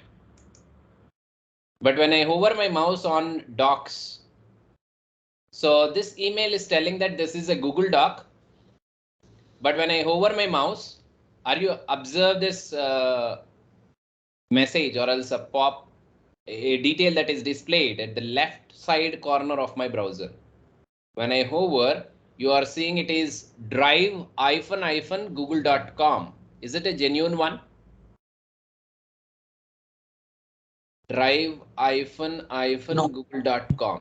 Very good. It is not a genuine one. This is 100% phishing mail. Correct. So this platform will also help you know why it is not a genuine one. So you can see drive -- is not the actual thing. It is drive.google.com. Very good. So what about this email? Is it a phishing one or else a original one? Again, always verify from address and to address. observe the links where they are going. So it is going on to efax.hosting.com. So is it a genuine one? No, it's not a genuine one. Very good. It is not a genuine one. Right? So this is actually going on to which domain? Can anyone tell me what is the domain to which this particular link is? It's not a correct domain, but I saw some .edu something, but it was not a genuine one. If you click on to me, the drop down, it will show Okay. from and to.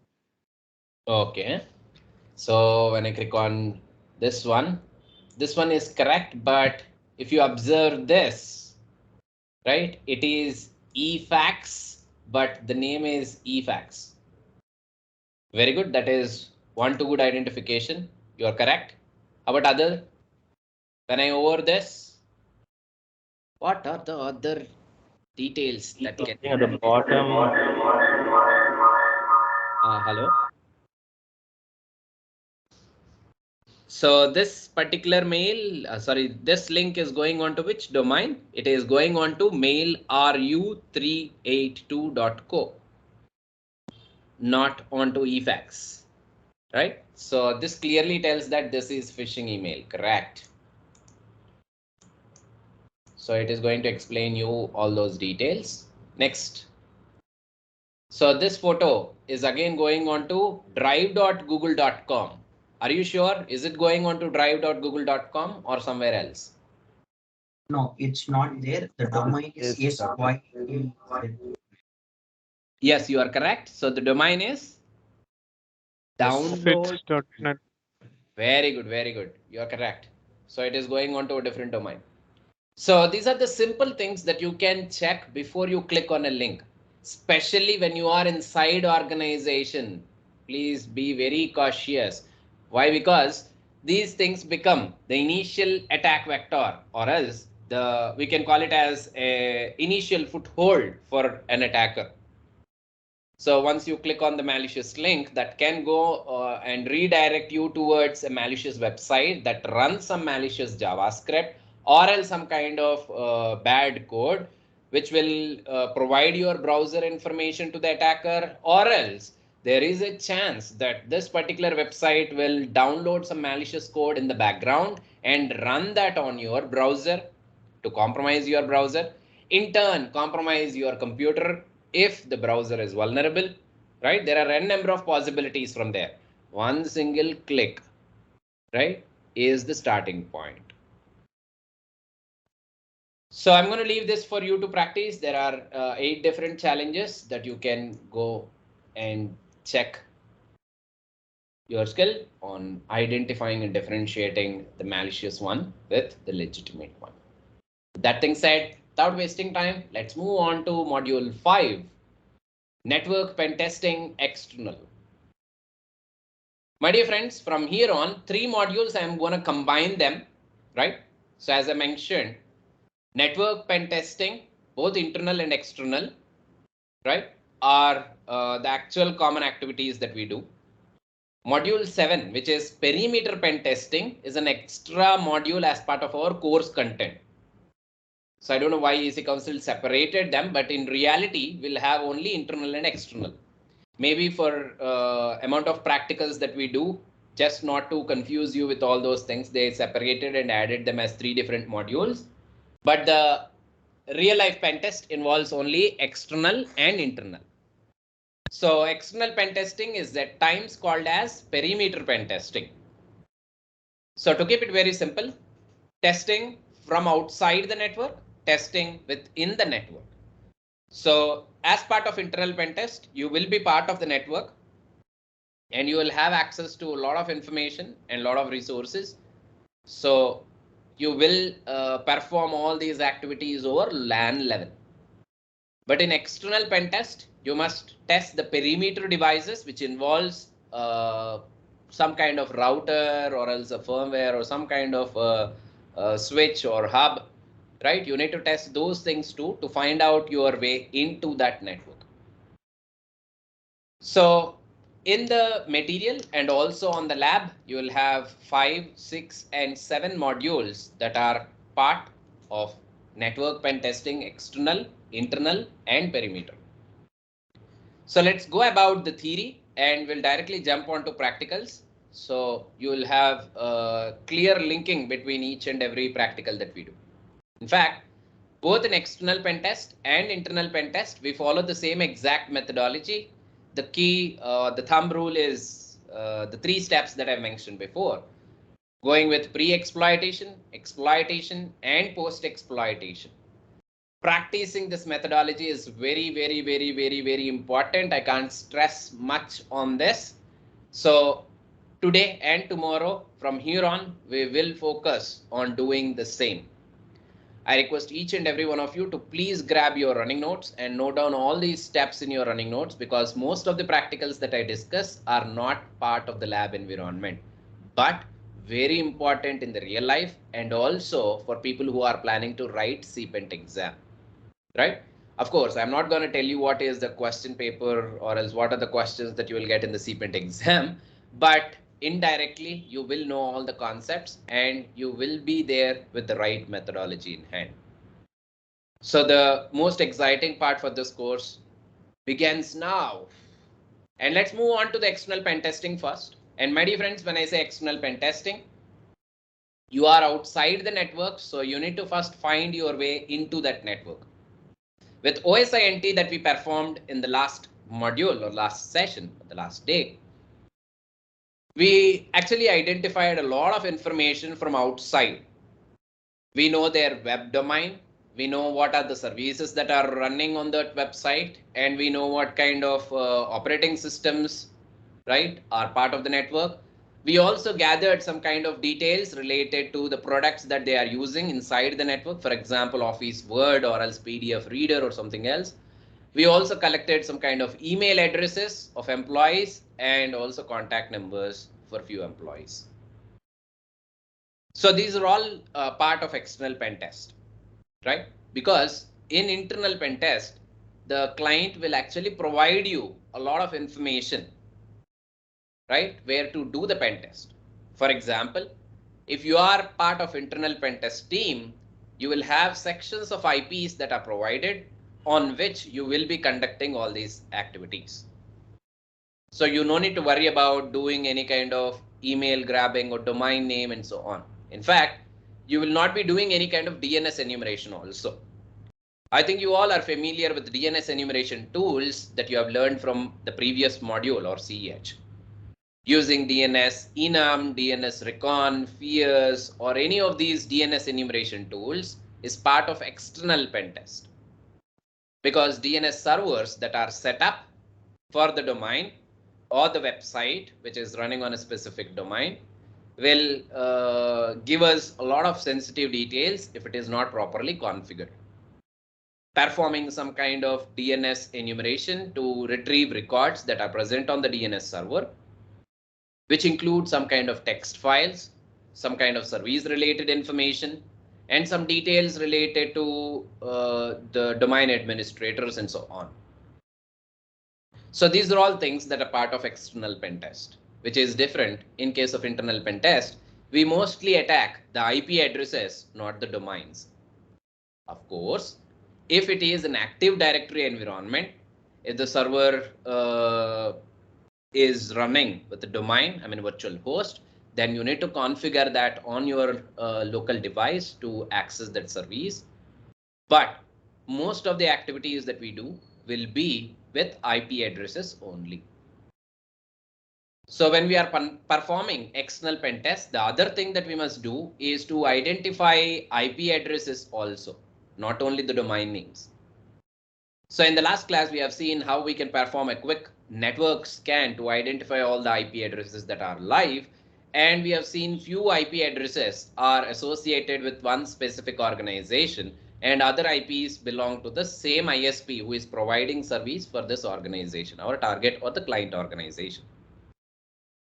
So today, let us focus on few more internal details that we need to collect while performing this test. So to start with, my dear friends, information gathering that we already did. Now it is time for port scanning. When I say port scanning, the immediate tool that comes in our mind is Nmap. Nmap is a too-good utility that can be utilized for both pre-exploitation, post-exploitation, and also for exploitation tasks. The only thing is the Nmap is not named as an exploitation framework, but it can assist us in doing a lot of vulnerability identification.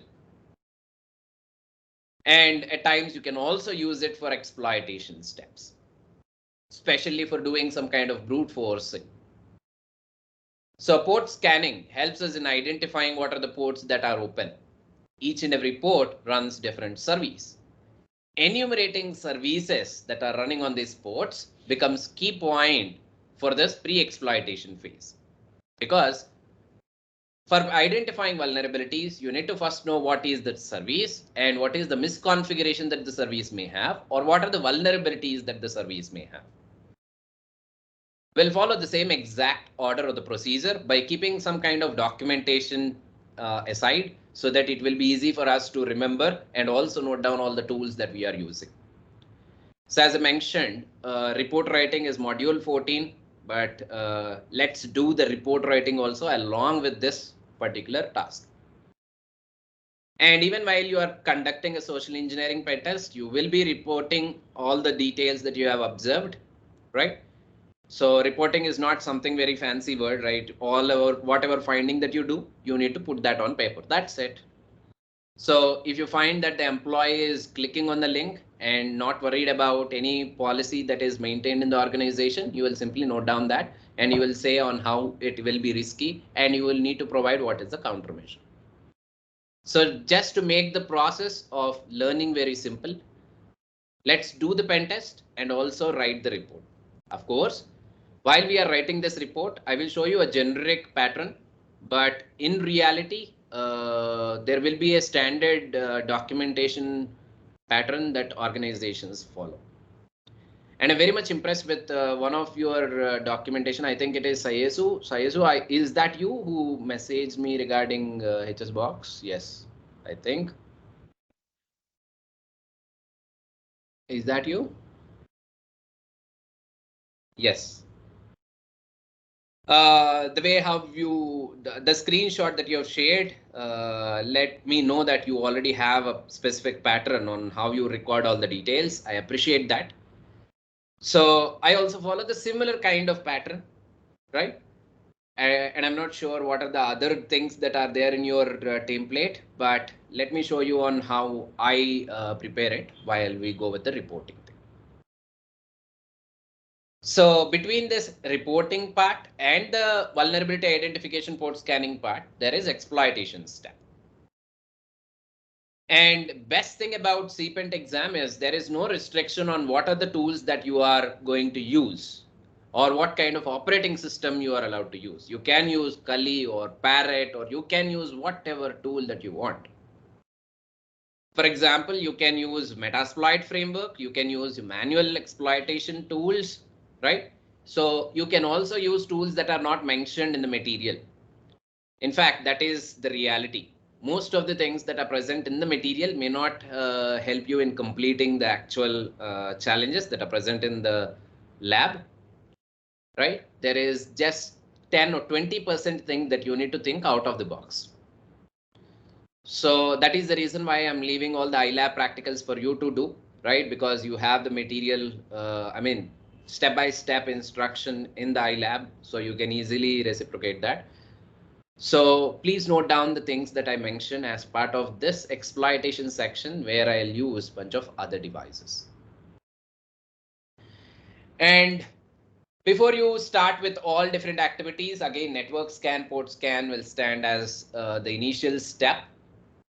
But when you are performing a network scan or port scan, you need to think about defenses. I think I already repeated it multiple times in the last class.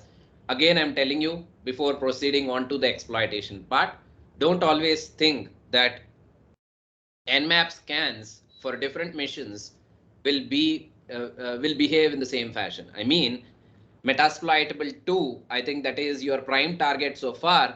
right? Where you have seen a lot of vulnerabilities existing on it and you can simply exploit it. But it is not the same all the time. So same in map scan that you perform on your Windows machine. Let it be your host machine, right?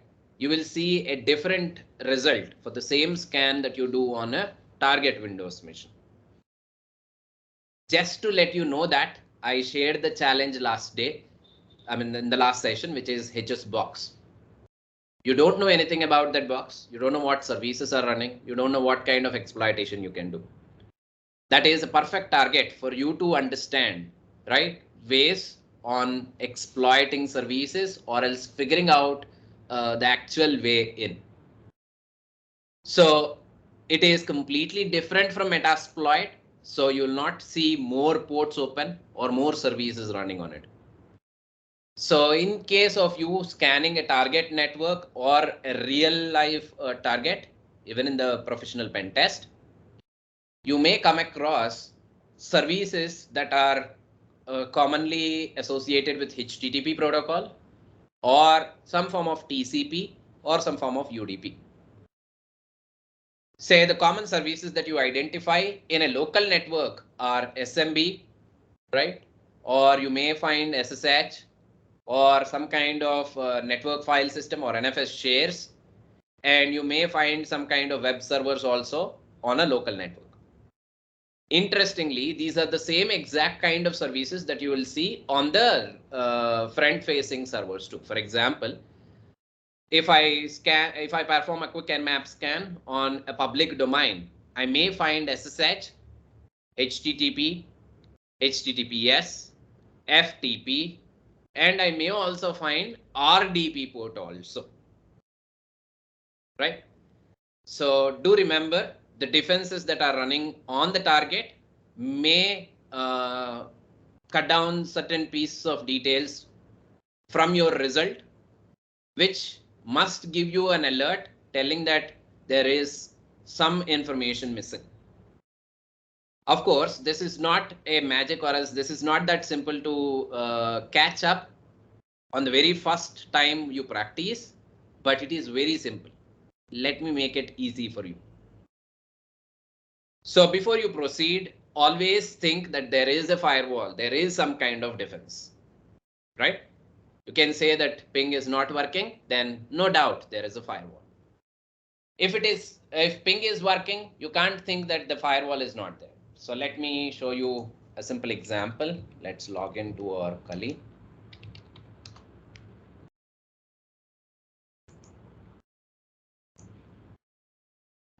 And perform a quick nmap scan on tv9.com. And along with this,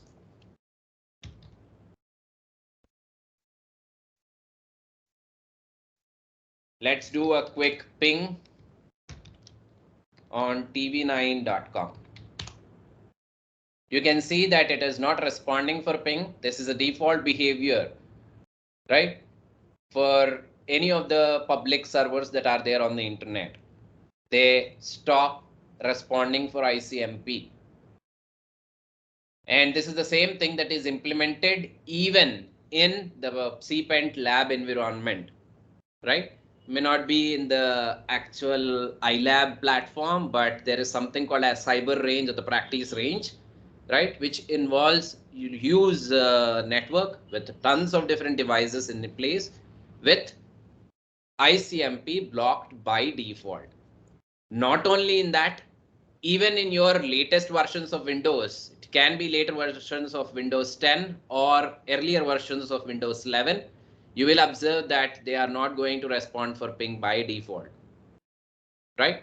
So why I'm stressing on this much, because even today I receive a lot of messages on LinkedIn asking for help in CPENT exam and so on, right? Most of them miss certain options for nmap, right? To make sure that they get right amount of information. The initial trouble that you may face while performing a real life pen test, say, let us imagine that you acquired a job in a company, right? And the very first assignment is to go and pen test a banking organization. Of course, you are not the only one doing it, but you have a team. And your team lead instructed you to perform a network scan to identify. If you're not performing it in the right fashion, you will not see any devices live. So you will go with a information telling that there is no device live, right? So if there is no device live, there is no way that you are going to pen test anything. So this particular thing happens even in the exam. When you simply run an Nmap network scan using Angry AP scanner or else any of the utilities that you already know, like some kind of fping or ping, you will not see missions live at all. Please note that from here on, we are going to change the Nmap options a little bit. So one of those most important options is to add -P-N option to Nmap scan to skip ping. Because in a network pen test, they already gave you the information telling that these are the IPs that you are allowed to test. If that is the case, you already know that these missions are live. Why to perform ping? So cutting down the amount of probes that you are sending with Nmap is very, very, very important. With a quick Nmap scan that I performed on TV9, you can see that it performed the scan for 1000 ports, which is a bad habit again. In fact, in a real production environment, performing the scan on all common 1000 ports or else all 65,536 ports may trigger alerts. Of course, if you are a penetration tester authorized to do the pen test, even if it triggers alerts, you don't need to worry about it, right? But if there is a interesting defense that actually detects this as an attack and blocks specific ports or else not provide any kind of information, then you will be into trouble. For example, in few scenarios, you will observe that there is SH port knocking enabled. I mean, you'll not see SH port as it is like this. You can only access this port if you knock specific ports in an order. That is a layer of defense, not a complete defense, but layer of defense. In that case, when you perform an Nmap scan, you will not see this SH port at all. But if the firewall rule is written in such a way that if it observes n number of times that you are making a connection or else triggering the specific port, it can actually block you immediately. So it is like you are locking yourself from the actual attack surface. So whenever you have some kind of defenses, customizing the Nmap scan is very, very, very important. Now, how to customize the scan? I'm not telling that the port scan that you are doing is wrong, but slight modifications that we must do, right? So the same thing with -Pn, or else let's do it on Race Reva and see what Race Reva will actually expose. Because I already performed a few things there without your permission. It is completely illegal, but this is for training purpose only. Right? Let's see what it is going to do.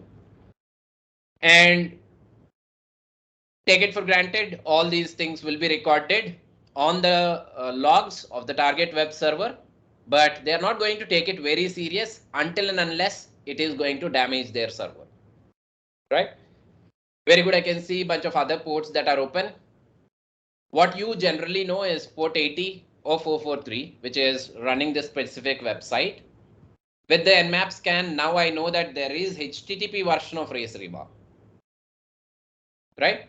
So HTTP version is still enabled, but it immediately redirects us towards the HTTPS version. If you do a quick Wireshark related sniffing, you will observe that a request that is made to port 80 redirects with 300 status code towards this 443 3 or else HTTPS version of it. Very good. I'm also observing that there is something on port 8080. Oops. Let's see if I can access port 8080. Secure connection failed. Maybe it is running on HTTP version of that service. Again, it is redirecting me towards the same exact website. Doing multiple checks and knowing what are the things that it is going to respond for, what are the things it is not going to respond for, is the major section for the pre-exploitation step of external pen test. All right, now let's do a quick ping on Race Reva. You can see it is responding for the ping. Please note that responding for the ping doesn't mean that the server is vulnerable.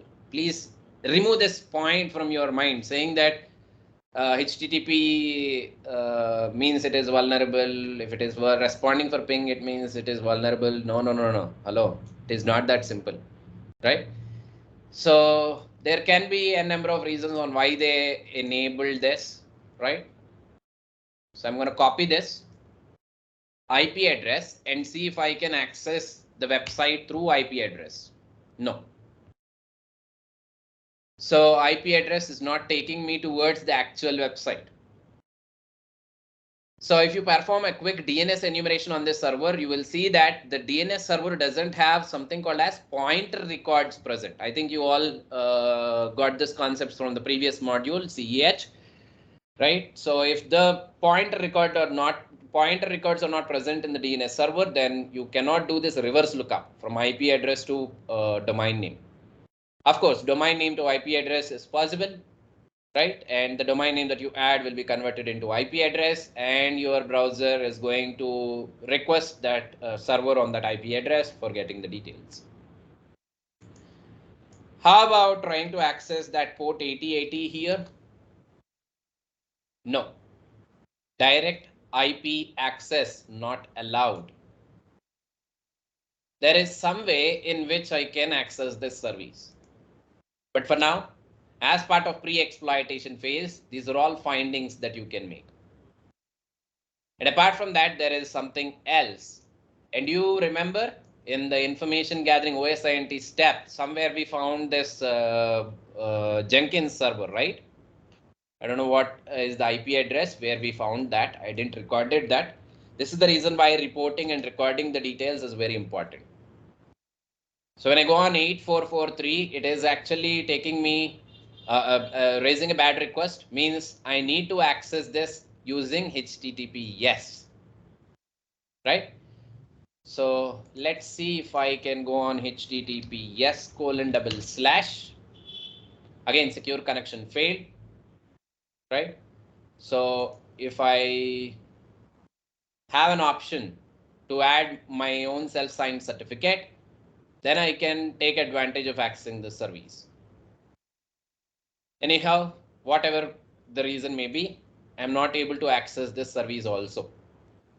But with this information, I got to know that it is running on a Cloudflare.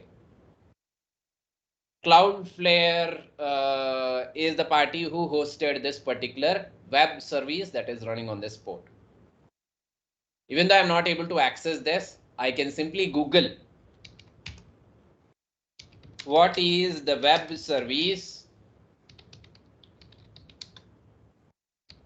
that runs on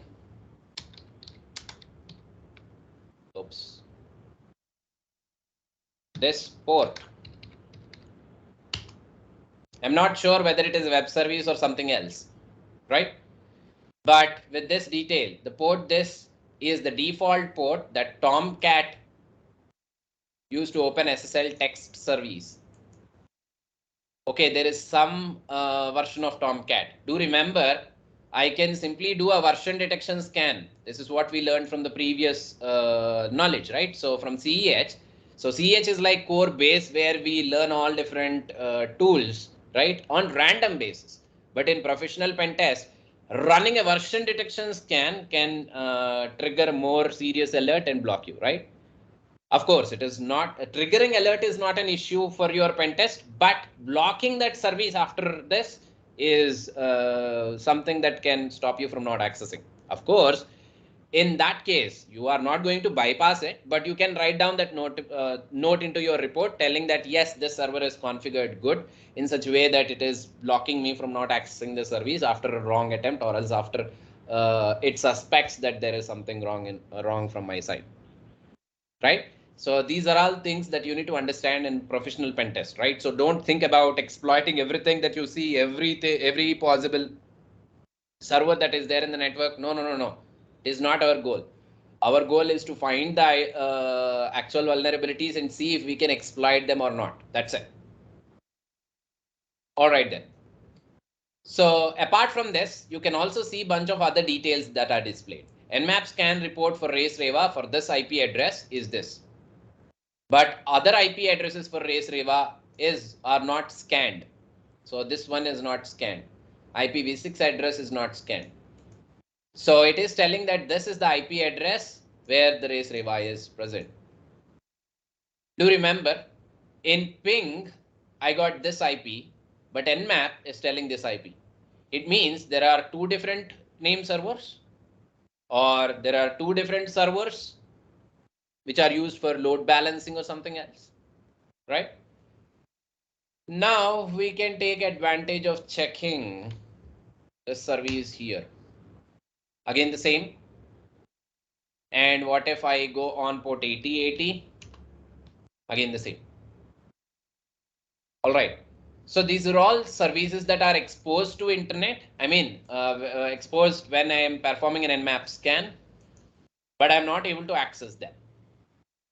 So please keep the point in mind, which is external pen testing means you are doing all these tasks from external world.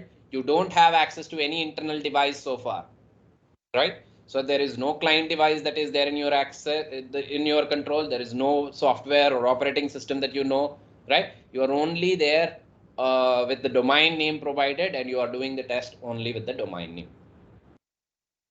So let us discuss few most important Nmap scan related tricks that you need to remember. Note down these points in your notes. The very first thing that we must do is to cut down this ping scan. So have you ever noticed it when you are performing a network scan or else Nmap scan on some public IP address, right? It will say there is all ports are filtered or else there is something wrong. If you feel like the server is already up, please use -PN. Have you ever noticed that message before? Yes or no?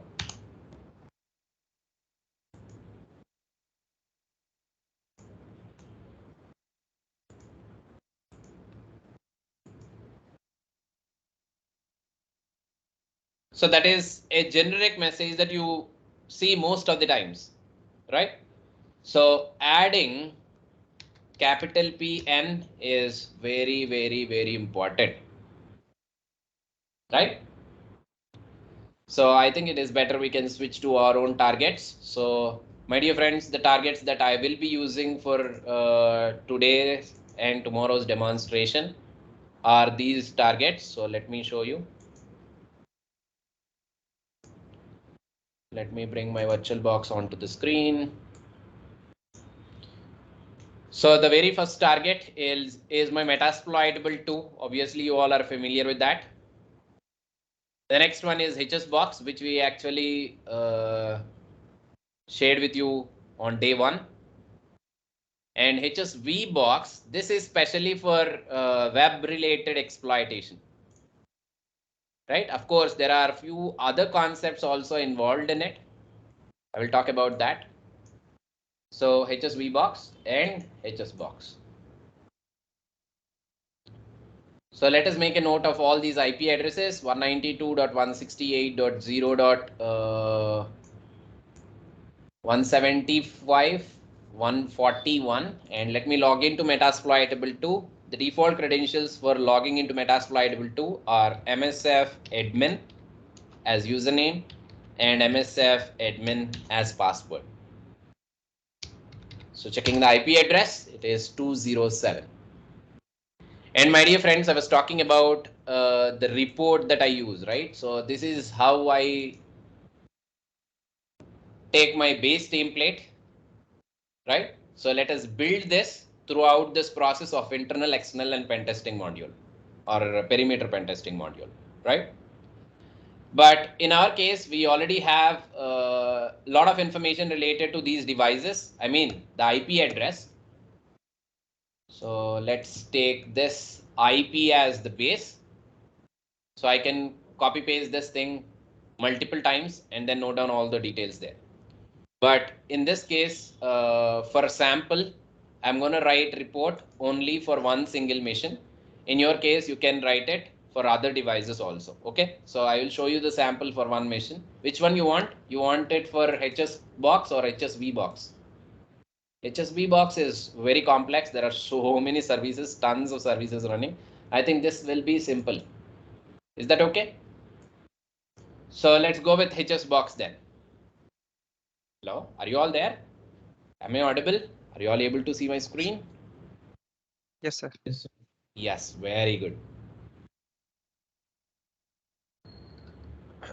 If there is no response, I feel like it is boring. That's the reason why I always irritate you in the middle. So please don't feel bad. Let's move on to 192.168.0.175 as our target.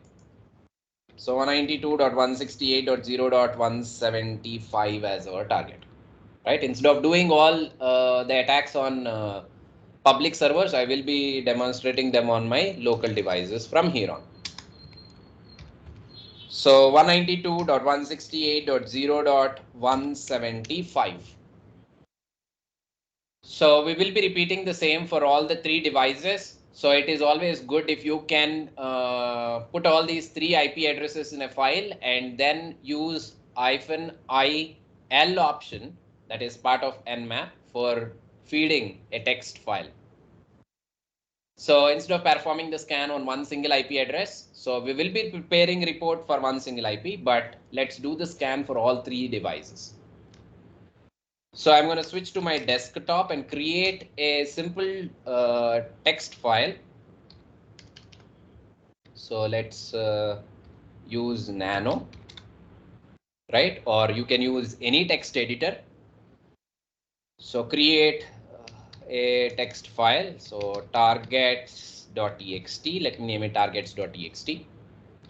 And our very first target 192.168.0.207. If I'm not wrong, it is metasploitable 2, 207, 175, and 141. 192.168.0.141 and 192.168.0.175. So this is the scope that is given, right, for you to test.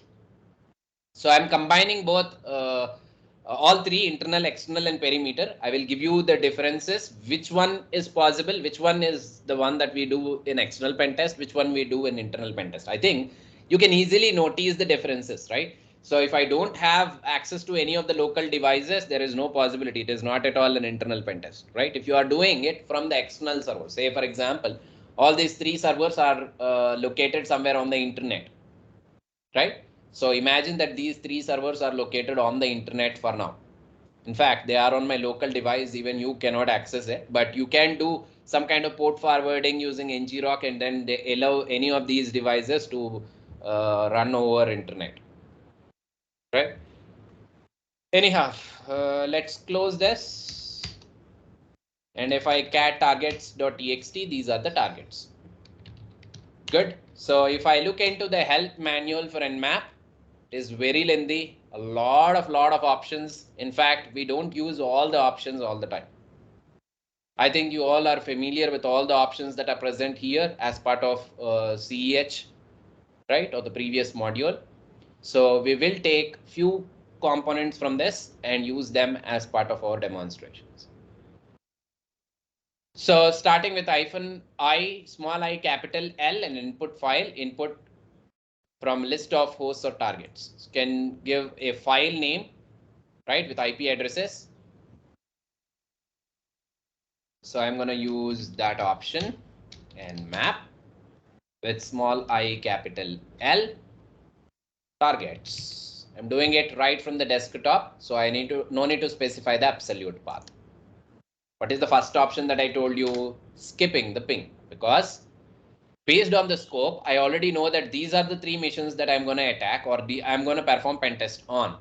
Please note that you must not go beyond the scope. You're not allowed, right? So other devices may have sensitive services that may crash with the Nmap scan also. So if there is a delicate service running on the publicly exposed server, and if you perform constant Nmap scans, if that server is down, it can badly impact that organization. So that is the reason why you are not supposed to go beyond the scope and do pen test there. If you are part of red team, then it is entirely different, right? So there you can do whatever you want. There is no procedure. But in a professional pen test, right, this is a strict requirement. All right, let's move on. So we are there with -P option, but instead of scanning all common 1000 ports, which is default behavior for Nmap, it is always good to specify what are the ports that you want to scan. Port specific scan is very important. How to decide which port specific scan to do, which ports to scan? For example, you are part of external pen test and you know that it is a web server. Obviously, there will be port 80, right? 443, and you can observe port 8080. These are the 3 most commonly used web ports. Right, so HTTP, HTTPS, and 8080 generally runs Tomcat or any of additional web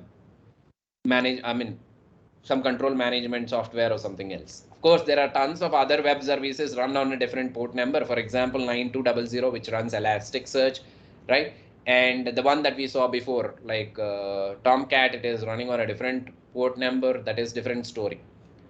But we are specifying port numbers here because we want to see or we want to perform pen test only for that web related services for now. That is our goal as of now.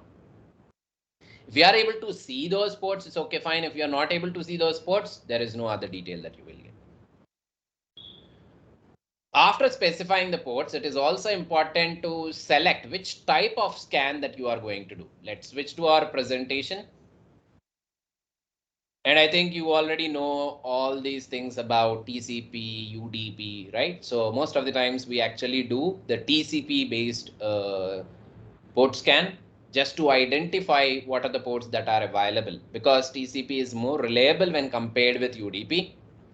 You can use -U option, smallest capital U option, that is part of Nmap for performing UDP scans, but most of the times we'll do only TCP scans, because we can expect the result at a faster rate and more reliable results. So it all works with TCP 3-way handshake. I think I no need to waste your time with this same old story that you already know.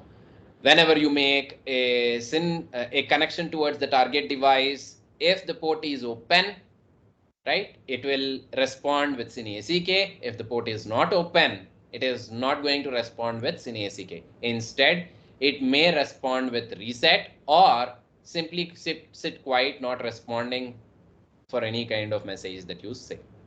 These are the standard things. So whenever you are trying to make a connection, we'll send a SYN packet, because SYN flag is set, and the purpose of the SYN flag is to understand or else make a connection, or fin flag is to finish a connection. So any kind of acknowledgement packet that you use can actually give different result based on which point of time you are using it. For example, a firewall detection scan that is part of Nmap using smallest capital A, ACK scan, acknowledgement scan, which will help us in knowing whether the presence of the firewall, right? So ACK flags that are set in this TCP segment can give you a different overview than whether the port is open or closed. So in case of ACK scan, we'll send ACK packets. If there is no response, we consider it as a firewall device. If there is a response which is not as expected, then we'll feel like it is unfiltered, right, may or may not be a firewall, right? So different conclusions that Nmap draw from different messages that it sends. So what type of scan that you are doing is very, very, very, very important. Of course, Nmap offers tons of different techniques for performing port scan based on what is the activity and what kind of results that you are looking forward for, right? Will decide what information or what scan to choose. So taking advantage of TCP connect scan is always good, but it is very easy for most of the firewalls, right, to detect this as something malicious. When the TCP connect scan can be detected malicious by the server, say if you are doing it on common 1000 ports, right, then it can be malicious. Why? A user who is sending SYN requests to all common 1000 ports at the same time from the same IP address, obviously it is something fishy. But if you are doing a port specific scan, sending it to 2 to 3 different ports, right, from the same IP address, it is not that malicious all the time. If I trigger that port with a lot of messages, it can be malicious, but one single message is not going to hurt. Core functionality, core behavior of each and every scan will help us decide which one is good. My dear friends, are you all able to hear me? Can I continue? If yes, please drop C in the chat. Yes, we can. Yes. Very good, very good. All right. So the next type of scan is obviously SYN scan. So SYN scan is the default one for Nmap. So where we cover only half of our scan, not the complete three-way handshake thing. So we complete only half of our three-way handshake. Stealthier, reliable, right? When compared with TCP connect scan, only few firewalls or all the IDS or IPS missions can actually detect it. Of course, I'm just revising this concept. In fact, the real life pen test, we no need to worry about any alerts that are triggered because we have permission to test it. I mean, if you are going to test these 3 devices, you're allowed to do whatever you want on these devices. You have permission, complete rights, complete permissions. You can do whatever you want, right? So even if it is logging, even if it is triggering alerts, you no need to worry. So this is very common. So before you go on to more stealthier scans like null scan, fin scan, or XMA scan, you must always think about what kind of state, I mean, what is the state of the port that will be displayed. So based on the defense that is present, right, the results will have a different kind of state of the port. So open, filtered, closed, unfiltered are the common things that we always see. Where open and cleared, open and close are very easy to understand. Filtered and unfiltered. If there is no response from the target mission for that specific port that Nmap triggered, then you will see filtered. When you see unfiltered, it means there is some response for the Nmap request or Nmap messages that are sent to the server, but not as expected. And in few cases, Nmap will be in a confusion state. It cannot decide whether the port is open or filtered or closed or filtered. The best example is null scan, or fin scan, or XMA scan, all 3 inverse scans. Say if you send this null scan towards the, if you perform a null scan on the target mission, right? You will see that there is no response from the target server. No response from the target server. In case of null scan, Nmap must decide that there is port open. But this also matches with other state, which is filtered. I mean, if there is a firewall, If there is a firewall and if it is having some kind of outbound restrictions, then also you will not receive anything. Now, the generic Nmap related result, Nmap null scan result with no response indicates that the port is open. But if there is a firewall, then also you will not receive any kind of response. So Nmap will be there in a confusion state. You don't know whether that is firewalled, I mean it's filtered or open. That is the reason why in most of the cases where null scan or fin scan or XMA scan, you will see the state as filtered, open or filtered. Even though these null inverse scans are really good, less detective, right? So good at stealthier operation, but not going to give you the right amount of information. The best example that you can take is, let's look at this server. So let's go on smec.ac.in. So smec.ac.in, I think that this is running on Windows server. So any kind of inverse scan that you perform on a Windows server must not give you the right amount of detail. I mean, it will not say the exact detail all the time because Windows responds differently for inverse packets. Can be null or fin or TCP XMAS scan, right? So let's see what will be the Nmap result if I perform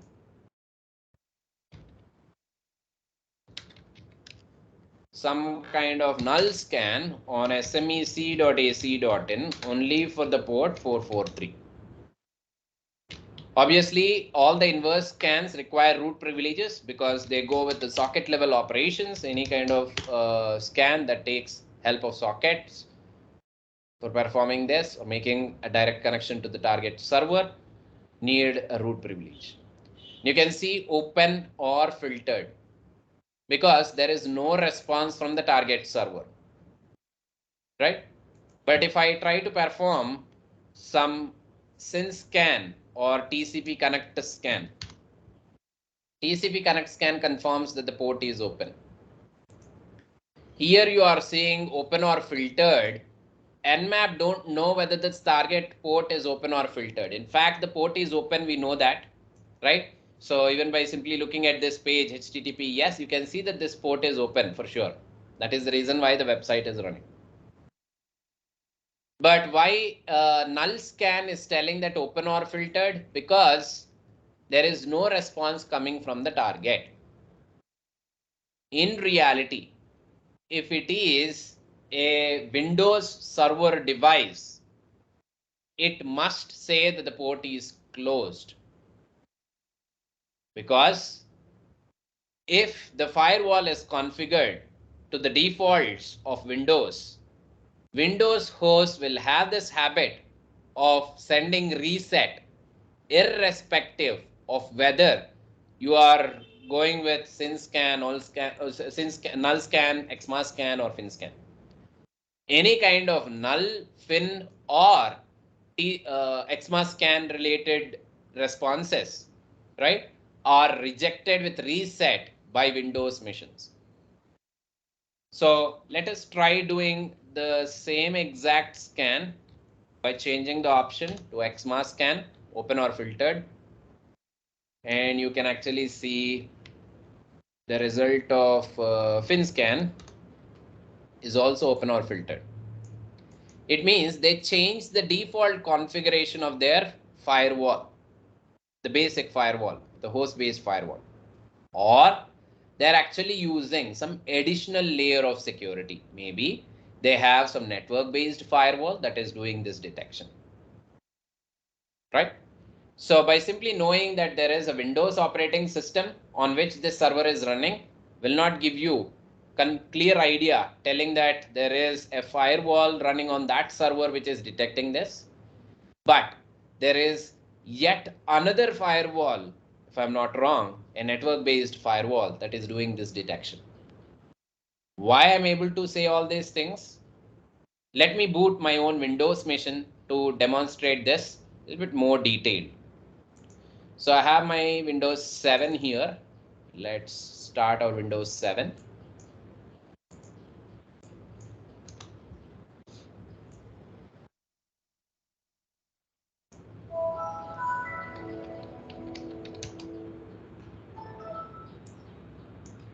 Let us identify the IP address of this Windows 7 machine. I always love looking at full screen. I'm not sure why it is not going full screen.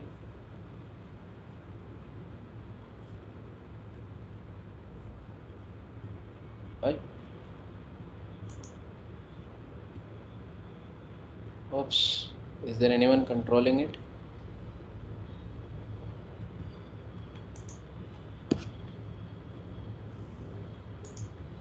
Let me minimize. I don't know why it is not going full screen. It's okay, fine. Yes, I'm able to maximize this at least. You can see the IP address of this is 28228, right? So let me go and start some web service here by simply starting Apache on this Windows 7 machine. So the IP address of this Windows machine is 228. Let's perform a fin scan or null scan or something else. So let's perform a null scan on this 192.168.0.228. You can do it on port 80 only or else all other ports also. Are you observing that this scan is going to take a little bit more time than usual?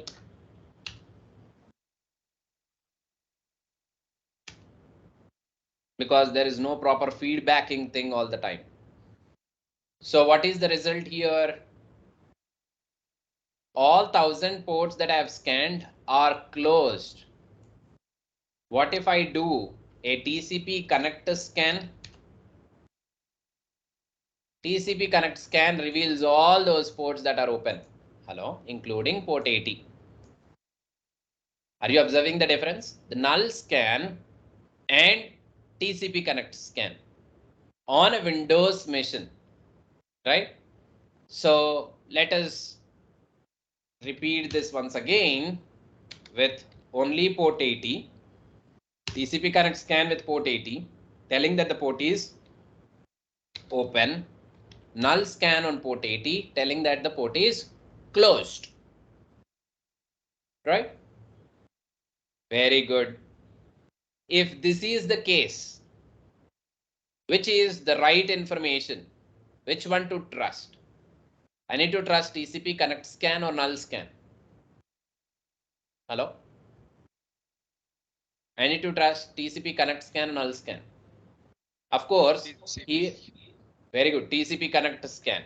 So in fact, this is not the one that we generally use to see whether the port is really open or not. I can simply go on port 80 and access that website. If I'm able to see that website, I have a confirmation saying that the port is open. There is XAMPP default page running, XAMPP version 1.7.3.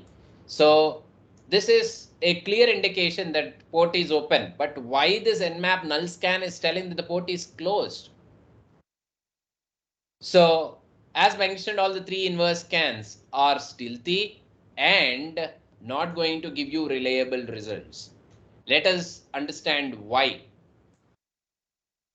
So according to the RFC 793, so this is a request for comments that indicates or informs that whenever a TCP segment with no flags are set, I mean null packet or null scan means no flags set, right? If it is received by the host, then the host should drop the segment and send reset, right? When the port is closed. Only if the port is closed, then it must do this particular job. But in reality, Windows hosts do not agree with this RFC. So irrespective of whether the port is open or closed, Windows machine is going to send null scan, reset packet only. Hello? Are you understanding? So irrespective of whether the port is open or closed, Windows is going to send reset as response. But in case of Unix based machines, right, they agree with this RFC. So what they do, they send reset only if the port is closed. The port is open, it is not going to send anything. So it is easy to differentiate whether the port is open or closed with Nmap, null scan or fin scan in case of Unix based machines. But for Windows based machines, this null scan is not the appropriate one. Now, with the very first glance on this website with Vapalizer, I got to know that it is Windows Server. But now it is again a question mark. Is it really Windows Server or else it is a trap? Who knows? Right? The response headers indicate that it is a Windows Server, but in reality there is a Linux machine. Or else there are two different servers. One is running Windows and the other one is running Linux. Who knows? These are all kind of pre-exploitation steps for us in external pen test. Are you getting my point? Now, if these inverse scans are not going to give you the right information, when to use it, the best example is already given right now. If I'm able to see that the port is open, if I'm able to see that the website is running, and I'm seeing that it is a Windows server, right?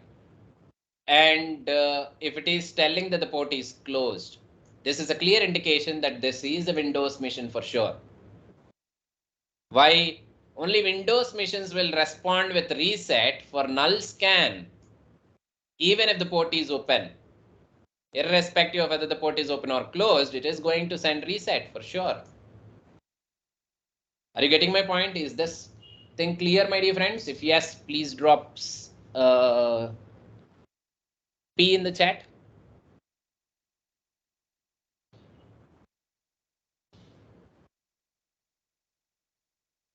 So don't always consider the information that you see from one single tool for granted. This is very important to note. Right? So you may come across a lot of information with the basic utilities that you use, or else open source tools that you use, or OSINT that you perform. That is the reason why in the last session I told you that keep the information in hand, but don't take it for granted. There are a bunch of other activities that we must do before we come to a conclusion. So selecting the right Nmap scan is one of the most important things for us while performing any kind of test, right? So this is same for internal and also external, but we're going very specific. I'm looking at web server related ports and all because of this. And with this, we can modify our scan with smallest capital S, so which is going to perform S in scan. Apart from this smallest capital S, Nmap also have an option for performing the connect scan using other techniques. So you can use smallest capital S, which is scan or scan type, right? Or you can also use PS, which is going to give you the same kind of TCP connect scan behavior. Again, to test it and understand it more, you need to combine this with Wireshark and see what is the difference that you can identify. On day one, I told you 3 different tools that are very important for you to revise and practice, and the entire play depends on these 3 tools. One is Nmap, Wireshark, the third one is Metasploit.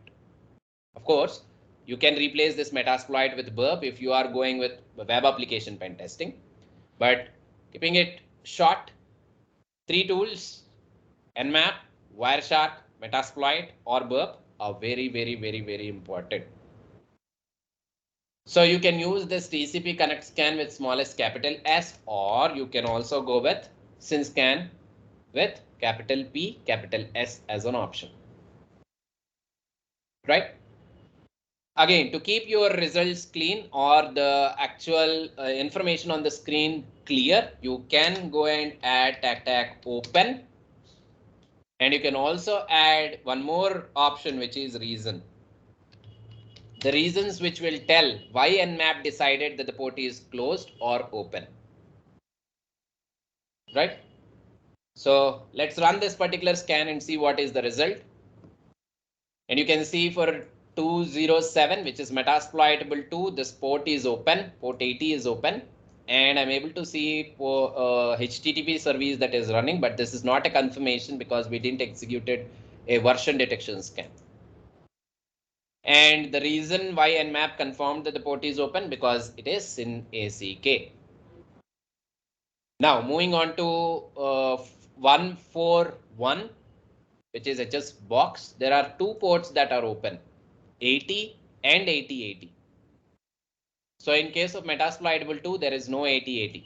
In fact, it must show closed port, right? So as I mentioned it to display only open ports, it is displaying only open ports.